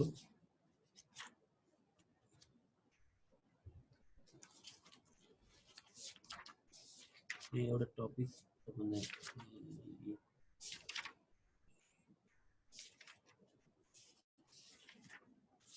यो धेरै छ है, धेरै छ। त्यही भएर तपाईँले बुझ्नुपर्ने कुरा के हो भने यो कताबाट कुन चाहिँ सुरु गर्दाखेरि अलिकति इन्टरलिङ्क गर्न सकिन्छ भन्ने पनि हामीलाई जरुरी छ यो होइन। अब मैले तपाईँलाई थोरै यहाँनिर न्युट्रालिटी होइन, पहिला स्टेट सक्सेसनको कुरा गर्नुपर्छ, त्यस पछाडि अलिकति सजिलो होला। स्टेट सक्सेसन भने पछाडि अलिकति तपाईँहरूले यहाँ बुझ्नुपर्ने कुराहरू हुन्छ कि स्टेट सक्सेसन भन्नाले के बुझ्नुहुन्छ भन्नुहोस् त? राज्यको निरन्तरता भन्नाले के बुझ्नुहुन्छ? राज्यको निरन्तरता हुन जरुरी वा राज्यको निरन्तरता के फोर्सले चाहिँ तपाईँको चाहिँ अगाडि गएको हुन्छ, यो चाहिँ तपाईँले चाहिँ बुझ्न जरुरी छ होइन। अब यसमा म तपाईँलाई आज अलिकति डिस्कसन गर्छु थोरै, अनि त्यस पछाडि चाहिँ अगाडि जाउँला। ओके, अब कुनै क्षेत्रसँग स्टेट सक्सेसन है, हामी त्यहाँनिर कुनै क्षेत्रसँग सम्बन्धित अन्तर्राष्ट्रिय सम्बन्धहरूको परिप्रेक्ष्यमा त्यस क्षेत्रसँग सम्बन्धित उत्तरदायित्वहरू वहन गर्ने सन्दर्भमा एक राष्ट्रद्वारा अर्को राष्ट्रको प्रतिस्थापनलाई राष्ट्रको उत्तराधिकारी मान्दछन्। यो स्टेट सक्सेसन भनेको के हो भन्नुहुन्छ भने तपाईँले चाहिँ कसलाई स्टेट सक्सेसन मान्ने होइन भन्ने कुरामा चाहिँ राष्ट्रको उत्तराधिकारीको उपयुक्त किसिमको परिभाषा सन्धिहरूको सम्बन्धमा राष्ट्रको उत्तराधिकार विषयक सन् 1978 चाहिँ भियना सन्धि होइन Vienna convention on succession on state in respect of the treaties 1978 मा उल्लेखित छ। तर यस सन्धिले राष्ट्रको उत्तराधिकारीका विभिन्न पक्षहरूमध्ये सन्धिको उत्तराधिकारी सम्बन्धी पक्षलाई मात्र सञ्चालित गरेकाले उपयुक्त परिभाषालाई त्रुटिरहित मान्न सकिँदैन। राष्ट्रको उत्तराधिकारीको स्थिति तब उत्पन्न हुन्छ। ल हेर्नुहोस् मलाई स्टेट सक्सेसन कति बेला हुन्छ त्यो भन्नुहोस् पहिला। स्टेट सक्सेसन भनेको तपाईँहरूलाई एकदमै यो इम्पोर्टेन्ट टपिक पनि हो है, अलिकति बुझ्न जरुरी पनि छ। कुन बेलामा स्टेट सक्सेसन हुन्छ होला भन्नेतिर हामी एकचोटि सोचौँ पहिला सुरु है। अब जस्तो यसको केही कन्डिसनहरू छ। राष्ट्रको उत्तराधिकारको स्थिति तब उत्पन्न हुन्छ, एउटा राज्यबाट अर्को राज्य तपाईँको चाहिँ प्रतिस्थापन हुने वा उत्पन्न हुने स्थिति तब हुन्छ जति बेला के को कुरा आउँछ त भन्दा जब कुनै राष्ट्रको राज्यभित्र पूर्ण वा आंशिक रूपमा अर्को राज्य गाभिन पुग्दछ। ल हेर्नुहोस् स्टेट सक्सेसन भनेको कति बेला हुँदो रहेछ हेर्नुहोस्। एउटा राज्यबाट तपाईँको उत्तराधिकारीको स्थिति तब उत्पन्न हुन्छ जब कुनै राष्ट्रको राज्य क्षेत्र पूर्ण वा आंशिक रूपमा चाहिँ अर्को राष्ट्रमा गाभिन पुग्छ। एउटा राष्ट्रको केही पार्ट होस् या त पूर्ण रूपमा चाहिँ अर्को भाग चाहिँ तपाईँको चाहिँ गाभिन पुग्छ भने त्यति बेला के हुन्छ स्टेट सक्सेसन हुन्छ। कुरो बुझ्नुभयो कि नै? उत्तराधिकारीको स्थितिमा राज्य क्षेत्र प्राप्त गर्ने राष्ट्रलाई उत्तराधिकारी सक्सेसर र स्टेट भनेर कसलाई भन्दो रहेछ ल भन्नुहोस् त। उत्तराधिकारीको स्थितिमा राज्य क्षेत्र प्राप्त गर्ने राष्ट्रलाई उत्तराधिकारी राष्ट्र भन्दो रहेछ। भनेको जसले प्राप्त गर्यो त्यो राज्य अर्काको राज्य प्राप्त गर्यो त्यसलाई चाहिँ स्टेट सक्सेसन भन्यो क्या। स्टेट सक्सेसर स्टेट भन्दछ भने त्यो राज्यमाथि सार्वभौमसत्ता गुमाउने राष्ट्रलाई पूर्वाधिकारी प्रिडिसेसर स्टेट भनेर भन्छ। जसले पहिला गुमायो नि, जस्तो पहिला अब नेपाल थियो, अब नेपाल चाहिँ इन्डियामा गाभियो होइन, नेपाल इन्डियामा गाभियो भने हामीले सार्वभौमसत्ता गुमायौँ नि, हामी चाहिँ अब के भयौँ त भन्दा पूर्वाधिकारी राष्ट्र भयौँ हामी चाहिँ। अनि तपाईँको चाहिँ उसले प्राप्त उत्तराधिकारी राष्ट्र चाहिँ को भयो त भन्दा इन्डिया भयो क्या। इन्डियामा हामी गएर गाभियौँ नि त। त्यो हुँदाखेरि चाहिँ अब यो स्टेट सक्सेसन त्यसरी अगाडि बढ्छ। राष्ट्रको उत्तराधिकारीको स्थितिमा सन्धि, सम्पत्ति, अधिकार, दायित्व, अन्तर्राष्ट्रिय सङ्गठनको सदस्यता आदि विभिन्न कुराहरूको उत्तराधिकारी सम्बन्धी प्रश्न उत्पन्न हुन्छ। यस सम्बन्धमा सन्धिको अधिकार सम्बन्धी विषय बाहेक अन्य कुनै विषयमा सन्धि नभएकाले बाँकी सबै कुराहरू राष्ट्रको व्यवहार स्टेटको प्र्याक्टिसद्वारा निर्धारित गरिन्छ। राष्ट्रको उत्तराधिकारीको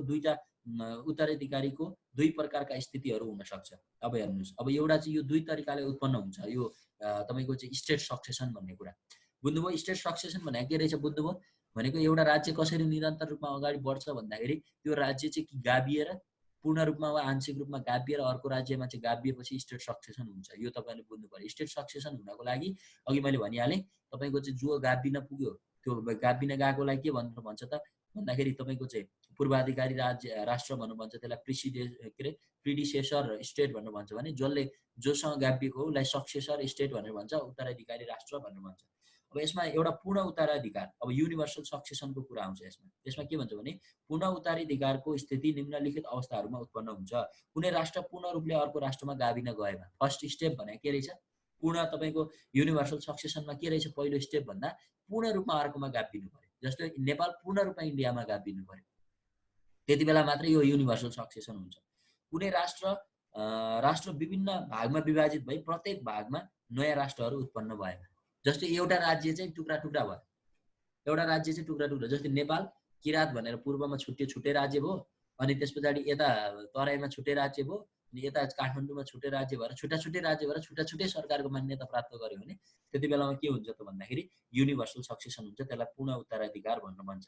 अनि अर्को भनेको सरकारको परिवर्तन भएको स्थितिमा होइन। अब तपाईँको चाहिँ सरकारको परिवर्तन भयो भने पनि के हुन्छ त भन्दा अब स्टेट सक्सेसन भनेको त्यसलाई चाहिँ किन भनेको भन्दाखेरि चाहिँ अब त्यसको पछाडि चाहिँ एउटा रिजन छ हेर्नुहोस्। पूर्ण उत्तराधिकार, अब सरकार परिवर्तन भयो, सरकार परिवर्तन भएसँगै त्यसको व्यवहार चाहिँ के भयो त भन्दाखेरि अब चाहिँ म चाहिँ योसँग गाभिएर वा योसँग मिलेर चाहिँ यस्तो ढङ्गले अगाडि जान्छु भन्यो भने त्यतिखेर पनि पूर्ण उत्तराधिकार हुन सक्ने सम्भावना रहन्छ। त्यो पनि त्यही भएर एउटा हामीले त्यहाँभित्र राख्न सकिने कुरा हो।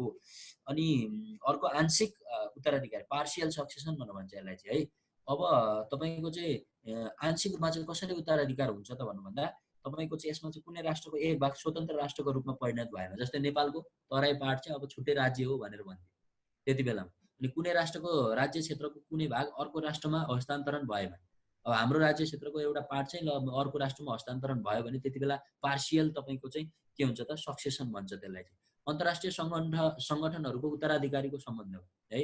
पूर्ण उत्तराधिकारको स्थितिमा सम्पूर्ण राज्यसँग सम्बन्धित सबै कुराहरूको उत्तराधिकारको प्रश्न उत्पन्न हुन्छ भने आंशिक अधिकार क्षेत्रको स्थितिमा हस्तान्तरण भएको राज्य क्षेत्रसँग सम्बन्धित कुराहरूको मात्र उत्तराधिकारीको प्रश्न उत्पन्न हुन्छ भनेको मतलब सर्टेन पार्टमा मात्रै क्वेसन हुन्छ भने पछाडि दुई प्रकारको उत्तराधिकारको कुरा रहेछ। मैले भने पछाडि तपाईँले अब यसमा के लेख्न सक्नुहुन्छ? उत्तराधिकार भनेको के रहेछ? उत्तराधिकारमा चाहिँ के अरे तपाईँको चाहिँ के अरे यो दुईटा पूर्वाधिकारी राष्ट्र र उत्तराधिकारी राष्ट्र भनेको कसलाई भन्दो रहेछ, के रहेछ पूर्ण उत्तराधिकार भनेको के रहेछ र आंशिक उत्तराधिकार भनेको के रहेछ भन्दाखेरि तपाईँले एक पेज मजाले यो चाहिँ स्टेट सक्सेसन अब यो चाहिँ यसको बारेमा चाहिँ तपाईँले लेख्न सक्नुहुन्छ सुरुमा। त्यस पछाडि अब यसका केही सिद्धान्तहरू चाहिँ छन् होइन। अब सिद्धान्त पनि त्यही नै कुरामा आउँछ क्या। अब थ्योरी अफ कन्टिन्युटी भन्ने कुरा छ यसको। अब यो कन्टिन्युटी निरन्तरताको सिद्धान्त अनुसार तपाईँको चाहिँ सत्ता शासक वा सरकार परिवर्तनमा आएमा राष्ट्रका महत्त्वपूर्ण कुराहरूमा जस्तै राज्य क्षेत्र जनता त्यहाँको सम्पत्ति आदिमा कुनै परिवर्तन नआउने हुनाले राष्ट्रको वैधानिक व्यक्तित्वमा कुनै प्रभाव पर्दैन। यसकारण सत्ता वा शासकमा परिवर्तन आएमा पनि राष्ट्रले आफ्नो सत्ता वा सरकार अन्तर्गत स्वीकार गरेका उत्तरदायित्वहरू वहन गर्नुपर्ने हुन्छ। तर कुनै राष्ट्र पूर्ण रूपले अर्को राष्ट्रमा गाभिन गएमा लुप्त भएको राष्ट्रका दायित्वहरू पनि लोप हुन्छ भनेको मतलब अब तपाईँको चाहिँ जुन राज्य राष्ट्रको चाहिँ सरकार परिवर्तन भयो, सरकार परिवर्तन भएसँगै चाहिँ तपाईँको चाहिँ त्यहाँभित्र भएका जति पनि अधिकार कर्तव्य यता कुरा थिए सबै लोप हुन्छन् र राज्य उत्तराधिकारको सम्बन्धमा निम्नलिखित सिद्धान्तहरू चाहिँ आउँछन्। अब तपाईँको चाहिँ जस्तो के सिद्धान्तहरू छन् त भन्दा पूर्ण उत्तराधिकारको सिद्धान्त जुन मैले अघि भनिहालेँ तपाईँलाई, सामान्य निरन्तरताको सिद्धान्त होइन। अब यो चाहिँ सङ्गठनात्मक परिवर्तनको सिद्धान्त, यो पनि इम्पोर्टेन्ट कुरा हो। अनि आत्मनिराकरणको सिद्धान्त, अनि अर्को साम्यवादी सिद्धान्तहरू छन् होइन। नकारात्मक सिद्धान्त नेगेटिभ पनि तपाईँको चाहिँ असर पर्ने खालको सिद्धान्तहरू छन्। जस्तो यसमा चाहिँ यस सिद्धान्तलाई उत्तराधिकारी राष्ट्रले पूर्वाधिकारी राष्ट्रबाट अधिकार र कर्तव्यहरू यसकारण ग्रहण गर्दैनन् कि उसले पहिलेको सार्वभौमबाट यस्तो अधिकार प्राप्त गर्ने गरेको छ, तथापि यसकारण ग्रहण गर्दछ कि स्वयं पूर्वाधिकारी राष्ट्र सार्वभौम स्वतन्त्र भएकाले अधिकार र कर्तव्य वहन गर्ने क्षमता र सम्भावना उसमा निहित हुन्छ। यो चाहिँ अब के हुन्छ भने उसको नेगेटिभ थ्योरी भनेर भन्छ क्या, नकारात्मक सिद्धान्त भन्छ क्या यसलाई चाहिँ। उसको अधिकार र क्षेत्र प्रयोग गर्ने भनेर भन्ने हिसाबले यसमा कुरा गरेको हुन्छ। त्यस कारणले अब तपाईँले यहाँ चाहिँ के हो त भन्दाखेरि यो के थ्योरीहरू छन्, तर तपाईँको चाहिँ थ्योरी अफ स्टेट सक्सेसन भनेर तपाईँलाई मेनली सोध्यो भने यो पूर्ण उत्तराधिकारीको सिद्धान्त, पूर्ण उत्तराधिकारी हुने, सामान्य निरन्तरताको सिद्धान्त, निरन्तर हुने सामान्य निरन्तरताको सिद्धान्त, आत्मनिराकरणको सिद्धान्त, सङ्गठनात्मक परिवर्तनको सिद्धान्त, स्ट्रक्चरल त्यसमा चाहिँ सब्स्टिट्युसन गर्ने कुरा छँदैछ। यो कुरा चाहिँ तपाईँको चाहिँ आउँछ होइन। अब यसमा मैले तपाईँलाई जस्तो एउटा कुरा भनौँ, कुनै क्षेत्रमा अन्तर्राष्ट्रिय सम्बन्धहरूको परिप्रेक्ष्यमा उत्तरदायी वहन गर्ने सन्दर्भमा एक राष्ट्रद्वारा अर्को राष्ट्रको प्रतिस्थापनलाई राज्य उत्तराधिकारी भन्दछन्। सन्धिहरूको सम्बन्धमा राज्यहरूको उत्तराधिकारी विषयक सन् 1978, त्यही 1978 चाहिँ नबिर्सिनुहोस् है, त्यही हो एउटा हेर्नुहोस्, भियना सन्धि भन्छ 1978, त्यहीबाट गाइडेड छ। राज्य उत्तराधिकारीको उपयुक्त किसिमको परिभाषा दिएको छ। के भनेको रहेछ हेर्नुहोस्, राष्ट्रको उत्तराधिकारको स्थिति तब उत्पन्न हुन्छ जब कुनै राष्ट्रको राज्य क्षेत्रको एक भाग वा कुनै अर्को राष्ट्रमा हस्तान्तरित हुन्छ वा कुनै राष्ट्रको पूर्ण रूपले अर्को राष्ट्रमा गाभिन्छ वा विभिन्न टुक्राहरूमा विभाजित भई प्रत्येक टुक्रामा छुट्टा छुट्टै राष्ट्रहरूको स्थापना हुन्छ वा कुनै राष्ट्रको राज्य क्षेत्रभित्र नयाँ राष्ट्रको उत्पत्ति हुन्छ वा राज्य उत्तराधिकारीको स्थितिमा विभिन्न अधिकार र दायित्वहरूको स्थिति उत्पन्न हुन्छ भने त्यो चाहिँ के हो त भन्दा राष्ट्रको उत्तराधिकारी सक्सेसन अफ स्टेट हो होइन। यो कुरा तपाईँले बुझ्नु पर्यो मैले अहिले भनेका कुराहरू। यति लेख्न सक्नुभयो भने त तपाईँले स्टेट सक्सेसनमा लेखिहाल्नुहुन्छ नि धेरै कुराहरू। सन्धिहरूको उत्तराधिकारीको सम्बन्धमा स्वतन्त्रता प्राप्त गरी उत्पन्न भएको वा नयाँ उत्तराधिकारी राष्ट्रले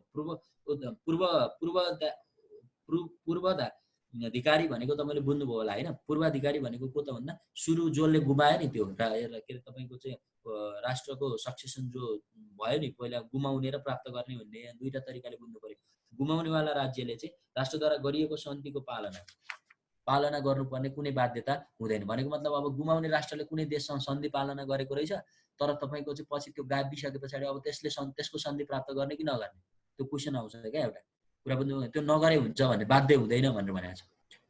यो तपाईँले बुझ्नुपर्ने कुरा। तर त्यसलाई चाहिँ फेरि पछि उत्तराधिकारी राज्यले चाहिँ प्रत्यक्ष रूपमा ल ठिक छ यो सन्धिहरू राम्रै रहेछ, यो सन्धिहरू पालना गर्दा हामीलाई फाइदै हुने रहेछ भन्यो भने, जस्तो नेपाल इन्डियामा गाभिएपछि नेपालले साइन गरेका जति पनि सन्धिहरू छ त्यो इन्डियाले नमान्न पनि सक्छ, तर पछि उसले यो आवश्यक ठान्यो यो ठिक छ भन्नेमा लाग्यो भने उसले त्यो सन्धिहरू मान्न पनि सक्छ। यसरी चाहिँ तपाईँको राज्यको के अरे सक्सेसन हुन्छ भन्ने कुरा चाहिँ तपाईँले बुझ्नुपर्छ। अब क्षतिपूर्तिको सम्बन्धमा उत्तराधिकारी हुने कुरा भएन। अब यसमा चाहिँ जस्तो राजनीतिक अधिकार तथा कर्तव्यको सम्बन्धमा उत्तराधिकारी हुँदैन। हेर्नुहोस्, अब राजनीतिक अधिकार के प्राप्त गरेको थियो नेपालमा हुँदा, के कर्तव्य थियो भन्ने सम्बन्धमा उत्तराधिकार हुँदैन।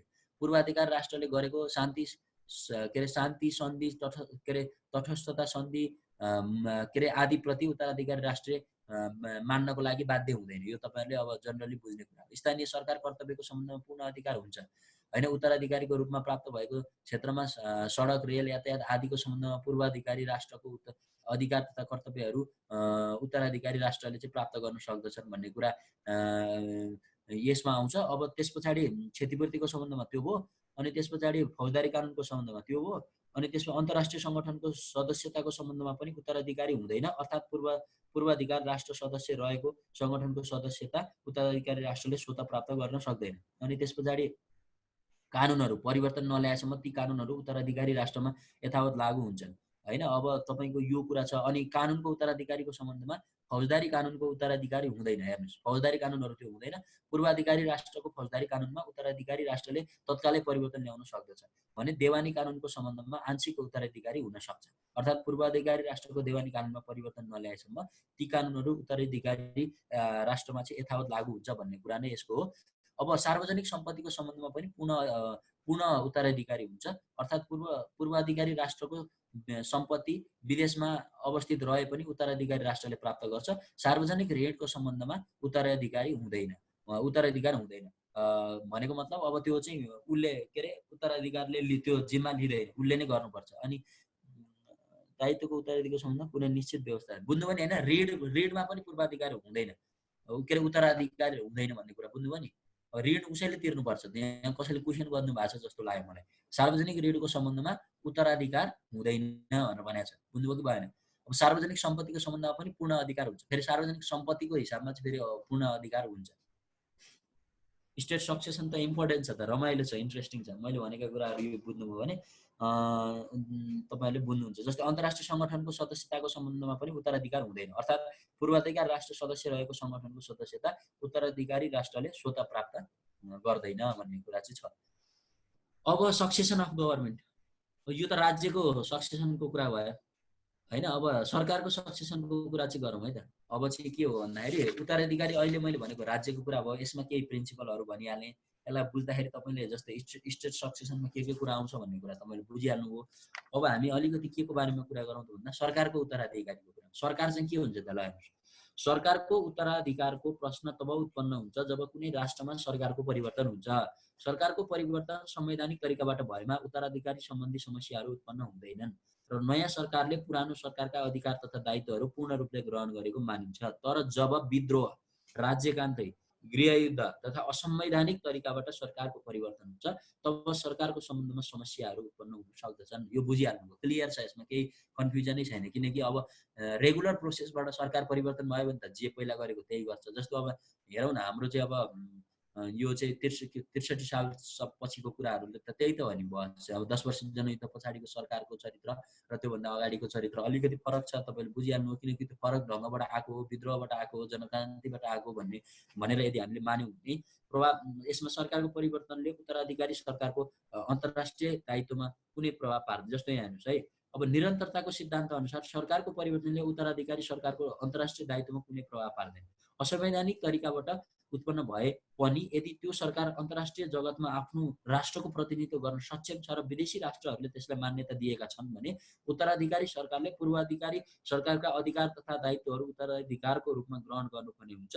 सरकारको परिवर्तन जुनसुकै तरिकाबाट भए पनि यो प्रत्येक राष्ट्रको आन्तरिक मामिला भएकाले विदेशी राष्ट्रहरूलाई यस कुरासँग विशेष सरोकार हुँदैन र नयाँ सरकारले पुरानो सरकारको अन्तर्राष्ट्रिय उत्तरदायित्वबाट आफूलाई सहजै मुक्त गर्न पाउँदैन। यो तपाईँलाई मजाले यो नयाँ तरिकाबाट आएको सरकारले के गर्न हुन्छ के गर्न हुँदैन भन्ने कुरा क्लियर छ। अब अन्तर्राष्ट्रिय सङ्गठनहरूको उत्तराधिकार चाहिँ कसरी हुन्छ त? यो सरकारको भयो। अब सङ्गठन देखा परेका छन्, एउटा पछि अर्को कसरी आउँछ त, यसलाई कसरी रिप्लेस गर्छ भन्ने क्वेसन हो क्या। यो चाहिँ खास चाहिँ तपाईँको चाहिँ अर्गनाइजेसनको तपाईँको चाहिँ उसमा उत्तराधिकारीको कुरा। यो स्टेट सक्सेसन बुझ्नु तपाईँहरूले, मैले तपाईँहरूलाई क्लियरै बनाए जस्तो लागिरहेछ, तर के छ यहाँ धेरै कुराहरू थियो। अब यो सरकारको निरन्तरताको कुरा र राज्यको निरन्तरताको कुरा होइन, त्यसमा मैले तपाईँलाई चाहिँ अघि बुदागत रूपमा धेरै पोइन्टहरू भनेको थिएँ। अब गर्नुपर्ने के अरे तपाईँलाई चाहिँ अब यहाँ कस्तो कस्तो स्टेट उत्तराधिकारी हुँदा के हुन्छ भन्ने कुरा तपाईँले बुझ्नुभयो जस्तो लाग्छ मलाई। अब लेख्नुहुन्छ यति भयो भने स्टेट सक्सेसनको क्वेसन आयो भने मजाले लेख्नुहुन्छ तपाईँ। अब यति तपाईँहरूलाई मैले भनिसके पछाडि अब यो एउटा अर्को छ, यो अर्को बस के हो त भनेर भन्दाखेरि नि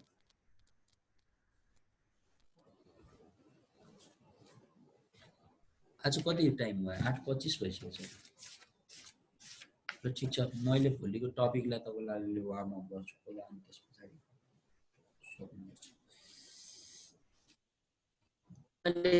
के को बारेमा भन्छु त भन्दा यो सुपुर्दगी, एक्स्ट्राडिसन के हो, असाइलम के हो होइन, अनि त्यस पछाडि तपाईँको स्टेट रेस्पोन्सिबिलिटी भनेको के हो, राज्यले तपाईँको स्टेट रेस्पोन्सिबिलिटी भनेको कस्तो कस्तो बेला उत्पन्न हुन्छ। मेन कुरा तपाईँलाई यहाँनिर यो 3टा टपिकमा अलिकति बढी भोट लिनुपर्छ, किनकि यो टपिकहरू बहुत इम्पोर्टेन्ट छ। अनि इम्युनिटिज एन्ड प्रिभिलेज पनि तपाईँहरूले अलिक बढी फोकस गरेर पढ्नुपर्ने हुन्छ होइन। अब यो चाहिँ किनभने बढी महत्त्वपूर्ण छ। स्टेट सक्सेसन मैले तपाईँलाई बुझाइहालेँ। अब ट्रिटिजको बारेमा बुझाउँदाखेरि म तपाईँलाई भोलि ट्रिटिज कस्तो हुन्छ, यसको प्रकार के हो, यसको मान्यता के हो, नेपालको के छ, त्यो बारेमा भन्छु। न्युट्रलिटी एकदमै इम्पोर्टेन्ट टपिक हो। इन्टरभेन्सन पनि तपाईँको इम्पोर्टेन्ट टपिक मानिन्छ। ब्लकेटको कुरा, अब इन्डियाले ब्लकेट कसरी गरेको, हाम्रो देशमा कन्ट्राब्यान्ड र ब्लकेटमा कसरी फरक छ। अनि सेटलमेन्ट अफ इन्टरनेसनल डिस्प्युट, यो बहुत महत्त्वपूर्ण टपिक छ, सेटलमेन्ट अफ इन्टरनेसनल डिस्प्युट। अनि युज अफ फोर्स एन्ड वार भन्ने छ अर्को। अनि international humanitarian law and law of warfare. ल हेर्नुहोस्, यो यो यो इन्टरनेसनल ल कति लामो छ ल हेर्नुहोस् त, यसको टपिकहरू यति धेरै छ कि अब यो हामीले यसलाई चाहिँ अलिक थोरली पढेनौँ भने अलिकति गाह्रो छ। अब तपाईँलाई अहिले मैले छोटो टपिक कुन चाहिँ हुनसक्छ त्यो मैले बताउनलाई मिल्यो भनेदेखि म भनिदिन्छु एउटा। जस्तो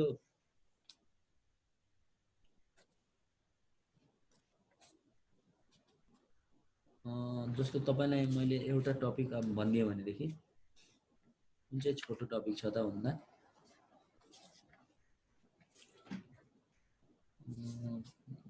मान्यता रिकग्निसनको सिद्धान्त, यो ठिक छ। न्युट्रलिटीको कुरा अलि धेरै छ। न्युट्रलिटी अलि टाइम लिनुपर्छ तपाईँलाई चाहिँ, यसमा अलिकति बढी कुरा आउँछ होइन। अब ब्लकेट तपाईँहरूले अलिकति बुझ्नु भएको छ जस्तो लाग्छ मलाई होइन। ब्लकेटको कुराहरू तपाईँलाई चाहिँ धेरै थाहा हुनसक्छ। युद्ध तस्करीहरूको बारेमा पनि तपाईँहरूले बुझ्न सक्नुहुन्छ। कन्ट्राब्यान्ड्स अफ वार भनेर भन्छ नि। अब हात हतियार ओसार पसारको रूपमा क्या, युद्ध गरिरहेको बेलामा हात हतियार ओसार पसारको कुरा छ। अब यो चाहिँ हामीले प्लस सँगसँगै गर्न सक्छौँ, अगाडि जान सक्छौँ।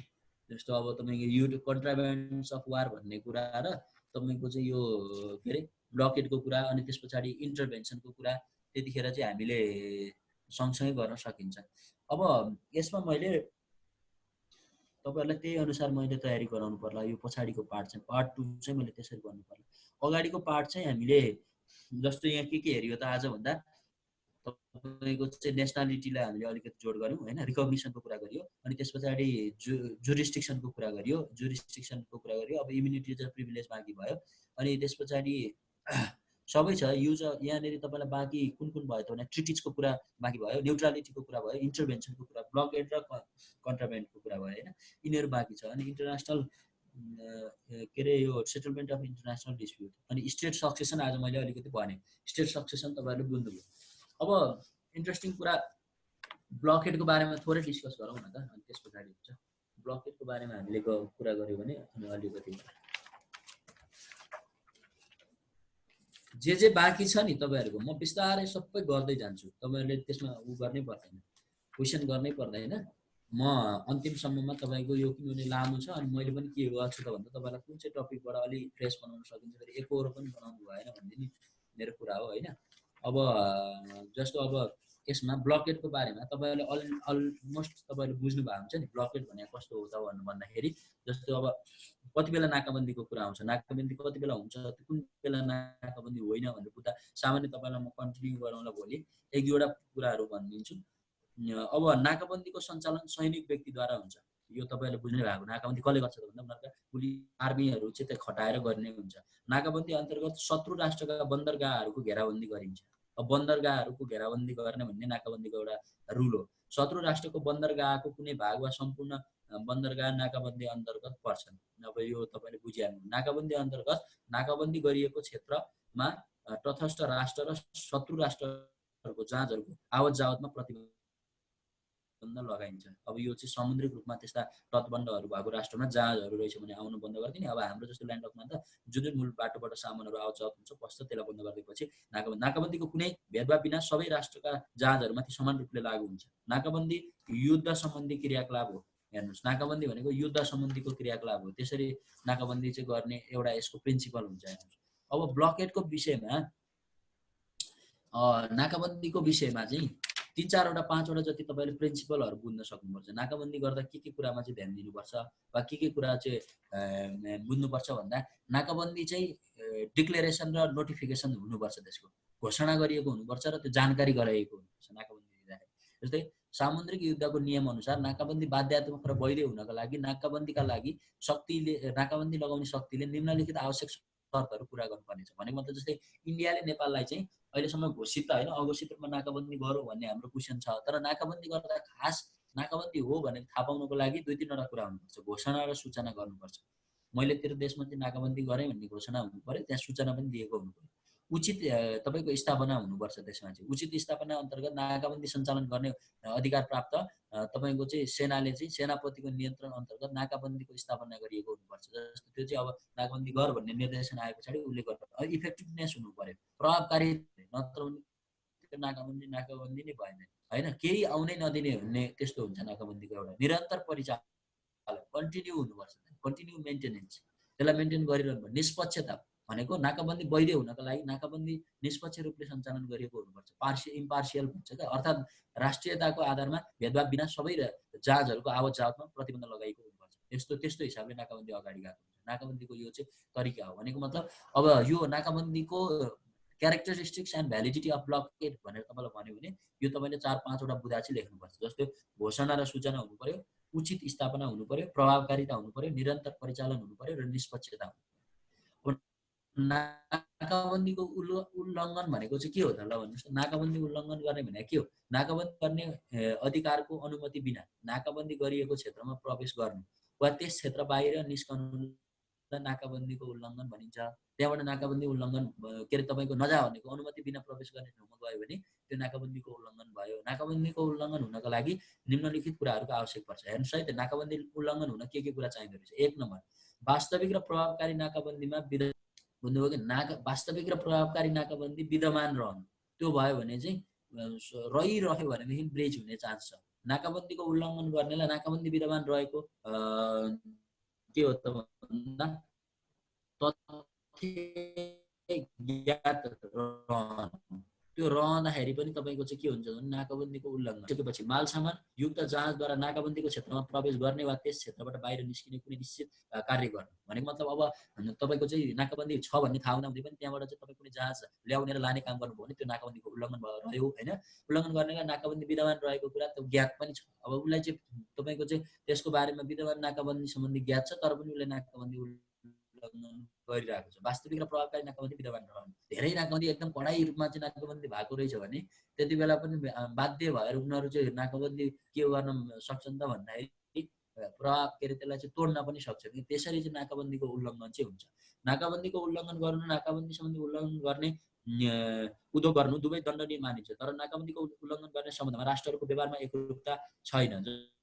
जस्तो यसमा पनि व्यवहारमा चाहिँ एकरूपता छैन। राष्ट्रहरूले नाकाबन्दीको उल्लङ्घन गर्ने जहाजको प्रकृति, जहाजमा रहेको मालसामानको प्रकृति उल्लङ्घन प्रयास गर्ने समय र परिस्थिति र आफ्नो रणनीतिको आधारमा भिन्न भिन्न समयमा भिन्न भिन्न निर्णयलाई लिने गरेको पाइन्छ होइन। नाकाबन्दी त्यसरी चाहिँ तपाईँको चाहिँ भिन्न भिन्न समयमा भिन्न भिन्न तरिकाले गएको चाहिँ देखिन्छ। नाकाबन्दीको सूचनाको सम्बन्धमा राष्ट्रहरूको व्यवहारमा भिन्नता छ। फ्रान्स, इटाली आदिमा तपाईँको चाहिँ नाकाबन्दीबारे कूटनीतिक माध्यमद्वारा पूर्व सूचना दिनु पर्दछ वा नाकाबन्दीको उल्लङ्घन गर्न खोज्ने जहाजलाई नाकाबन्दी सञ्चालन गर्ने उत्तराधिकारीले नाकाबन्दीबारे सूचित गर्नुपर्दछ, अन्यथा नाकाबन्दीले उल्लङ्घन गरेको मानिँदैन भनेर भनेको छ।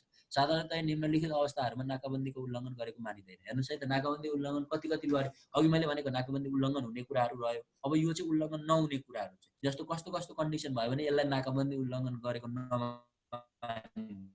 एक नम्बरमा हेर्नुहोस्, मौसमको खराबीको कारणले गर्दा पुग्न भएमा अब म उत्तराधिकारीको अनुमति लिई नाकाबन्दीको क्षेत्रमा गई उपयुक्त कार्य सम्पादन गरेर तुरुन्त बाहिर निस्केमा अब जहाजको कन्डिसनहरू रिपेयर गर्ने कुरामा होइन। नाकाबन्दी सुरु हुनुभन्दा अघिदेखि नाकाबन्दी गरिएको बन्दरगाह वा रहेको जहाज नाकाबन्दी गरिएको क्षेत्रमा निस्केमा होइन। जस्तो यो केसहरूमा नाकाबन्दीको कुरा हुन्छ। नाकाबन्दी सुरु हुँदा अगाडि मालसामान ढुवानी गरी प्रस्थान गर्न तयार रहेको र नाकाबन्दी को क्षेत्रबाट बाहिर निस्कने अनुमति प्रदान गरिएमा, नाकाबन्दी गर्ने अधिकारको अनुमति लिई नाकाबन्दी गरिएको प्रवेश गरिएको चाहिँ त्यो सामानहरू जहाजहरू चाहिँ प्रवेश गरिएमा, नाकाबन्दीको उल्लङ्घन नमानिने उपयुक्त कतिवटा अपवादहरू बाहेक अन्य सबै स्थितिमा नाकाबन्दी गरिएको क्षेत्रमा प्रवेश गर्नु वा त्यहाँबाट निस्किनु अथवा उपयुक्त किसिमको प्रयास गर्नु नाकाबन्दीको उल्लङ्घन हो भनेर चाहिँ यसले भनेको छ। यति कुराहरू भयो भने नाकाबन्दीको उल्लङ्घन हुन्छ। जेनरली तपाईँले नाकाबन्दीको विषयमा यो चाहिँ ब्लकेटको बारेमा तपाईँले गर्न सक्नुहुन्छ, किनभने तपाईँलाई पनि सामान्य कुराहरू थाहा छ। हामीले पनि फेस गरेको कारणले अब नाकाबन्दीले चाहिँ कतिको असर गर्छ, के गर्छ, नाकाबन्दी गर्दा के गर्नुहुन्छ, के गर्नु हुँदैन, यो सामान्य मैले भनेका कुराहरू लेख्नुभयो भने र अहिलेका मैले त्यो 4-5 वटा कुराहरू इफेक्टिभ कुराहरू डिक्लेरेसन एन्ड नोटिफिकेसन, घोषणा सूचना, उचित स्थापना, प्रभावकारिता, निरन्तर परिचालन अनि निष्पक्षता, यो कुराहरूलाई जोड्नुभयो भने तपाईँले नाकाबन्दीको विषयमा लेख्नुहुन्छ। यति कुरा हो होइन। अब तपाईँले चाहिँ यो नाका ब्लकेटको बारेमा यति कुरा थाहा पाउनु भयो भने हुन्छ। र अब आजलाई चाहिँ यति नै गरौँ होइन। बाँकी म भोलि फेरि कन्टिन्यू गर्छु। यो धेरै छ, धेरै टाइम लाग्छ यसलाई होइन। कति दिनमा मैले सक्छु, कति डिस्कसनहरू गर्दाखेरि यो कम्प्लिट हुन्छ, हामी त्यो त गर्दै गरौँला। तर मुख्य रूपमा चाहिँ यति कुराहरू चाहिँ बुझ्दै जानु, अलिअलि त बुझ्दै जानु भयो होला। यो इन्टरनेसनल ल यस्तै छ क्या। यो इन्टरनेसनल लमा तपाईँले सोचे भन्दा अलिकति धेरै नै छ। हाम्रो अनुरोधनाथजी हुनुहुन्छ आज? हुनुहुन्छ? कोही उहाँलाई अनम्युट गरिदिउँ न। हुनुहुन्छ, गरिदिउँ अनम्युट। हजुर सर, सुरुदेखि हुनुहुन्थ्यो? सुरुदेखि हुनुहुन्थ्यो? मर्निङ सुरुदेखि हुनुहुन्थ्यो? ए अनि के बुझ्नु भएको छ आज जस? ठिक छ कि सर। मलाई एउटा सुझाव चाहिँ के छ भन्ने, हजुर तपाईले नि हेलो भन्नु न, भन्नु, म सुनिरहेको छु। तपाईले जुन पोइन्टहरु चाहिँ डिस्क्राइब गरिराख्नु भएको छ, हजुर, त्यसलाई चाहिँ एकजना साथीले पावर पोइन्टमा राखेर स्क्रिन शेयरिङ गरिदिनु भयो भने साथीलाई बोर पनि हुन्न, रिपोर्ट गर्न पनि सजिलो हुन्छ। एकजनाले टेक्निकली सपोर्ट गरिदिनु भयो भने अझ इफेक्ट हुन्थ्यो भन्ने लाग्यो है मलाई चाहिँ। ठिक छ, अब त्यो पनि हामी यहाँ सल्लाह गर्छौँ, त्यो कति सम्भव हुन्छ होइन। किनभने अब यो धेरै कुराहरू छ, अनि फेरि तपाईँलाई थोरै टाइममा मैले सक्नुपर्ने भएको कारणले के कुराहरू निकालेर भनेको हुन्छु होइन। अब त्यहाँ त अब नोट त अब कति ठुलो छ गर्दाखेरि अब त्यो कति पोसिबिलिटी हुन्छ, हामी एकचोटि त्यो पनि विषयमा चाहिँ सल्लाह चाहिँ गरौँ। तपाईको छेउछाउ हुने साथीले पोइन्टहरु मात्रै स्क्रिनमा देखाइदिनु भन्दा जस्तो अंग्रेजी वर्डहरु कतिपय स्पेलिङहरु साथीहरुले टिप्न गाह्रो भइरहेको जस्तो लाग्छ के मलाई। ए ओके, ठिक छ। म त्यो स्थिति रह्यो भने नि उहाँले रिसुनेर पनि एउटा विकल्प रह्यो। अर्को तपाईले भने जस्तो पनि सम्भावना रहन्छ। त्यो एक्चुअली त्यो पनि डिस्कसन हुन्छ। अब त्यही नै कुरा रह्यो। ट्राई गर्नु न, एकदम राम्रो छ। म बसिरहेको छु। विराज, हजुर हजुर, अब ल अब आजको इन्ड गर्नुपर्छ जस्तो छ। भोलि अब यही कन्टिन्यू हुन्छ। अब यो 3-4 दिन कति दिनसम्म जान्छ त्यस तपाईँहरूले सबै उसलाई चाहिँ सुन्नुहोस् न, सबै टपिकहरूलाई सुन्नुहोस् त्यहाँभित्रको। त्यति सुने पछाडि तपाईँले पास गर्न सक्नुहुन्छ कि। अब मेरो इन्टेन्सन भने तपाईँलाई इच च्याप्टरभित्र जाने हो नि त। हेर्नुहोस् अब सामान्य एउटै च्याप्टरभित्र गएर हामी भित्रसम्म गएर कुरा गर्न थाल्यौँ त मैले केस भनेकै छैन, अल्जेरियाको केसै भनेको छैन, निकारागुवाको केसै भनेको छैन। प्रत्येक च्याप्टरमा चाहिँ अन्तर्राष्ट्रिय कानुनहरूदेखि लिएर आएर अब सन्धि सम्झौताहरू कति धेरै छन् होइन। अब यो के हो त भन्दा यो छोटो समयको तयारीमा हामी त्यति डिटेल इच बाई इच त जान अलि मुस्किलै पर्छ। हेर्नुहोस् जसले जे भने पनि, किनभने मैले अब मसँग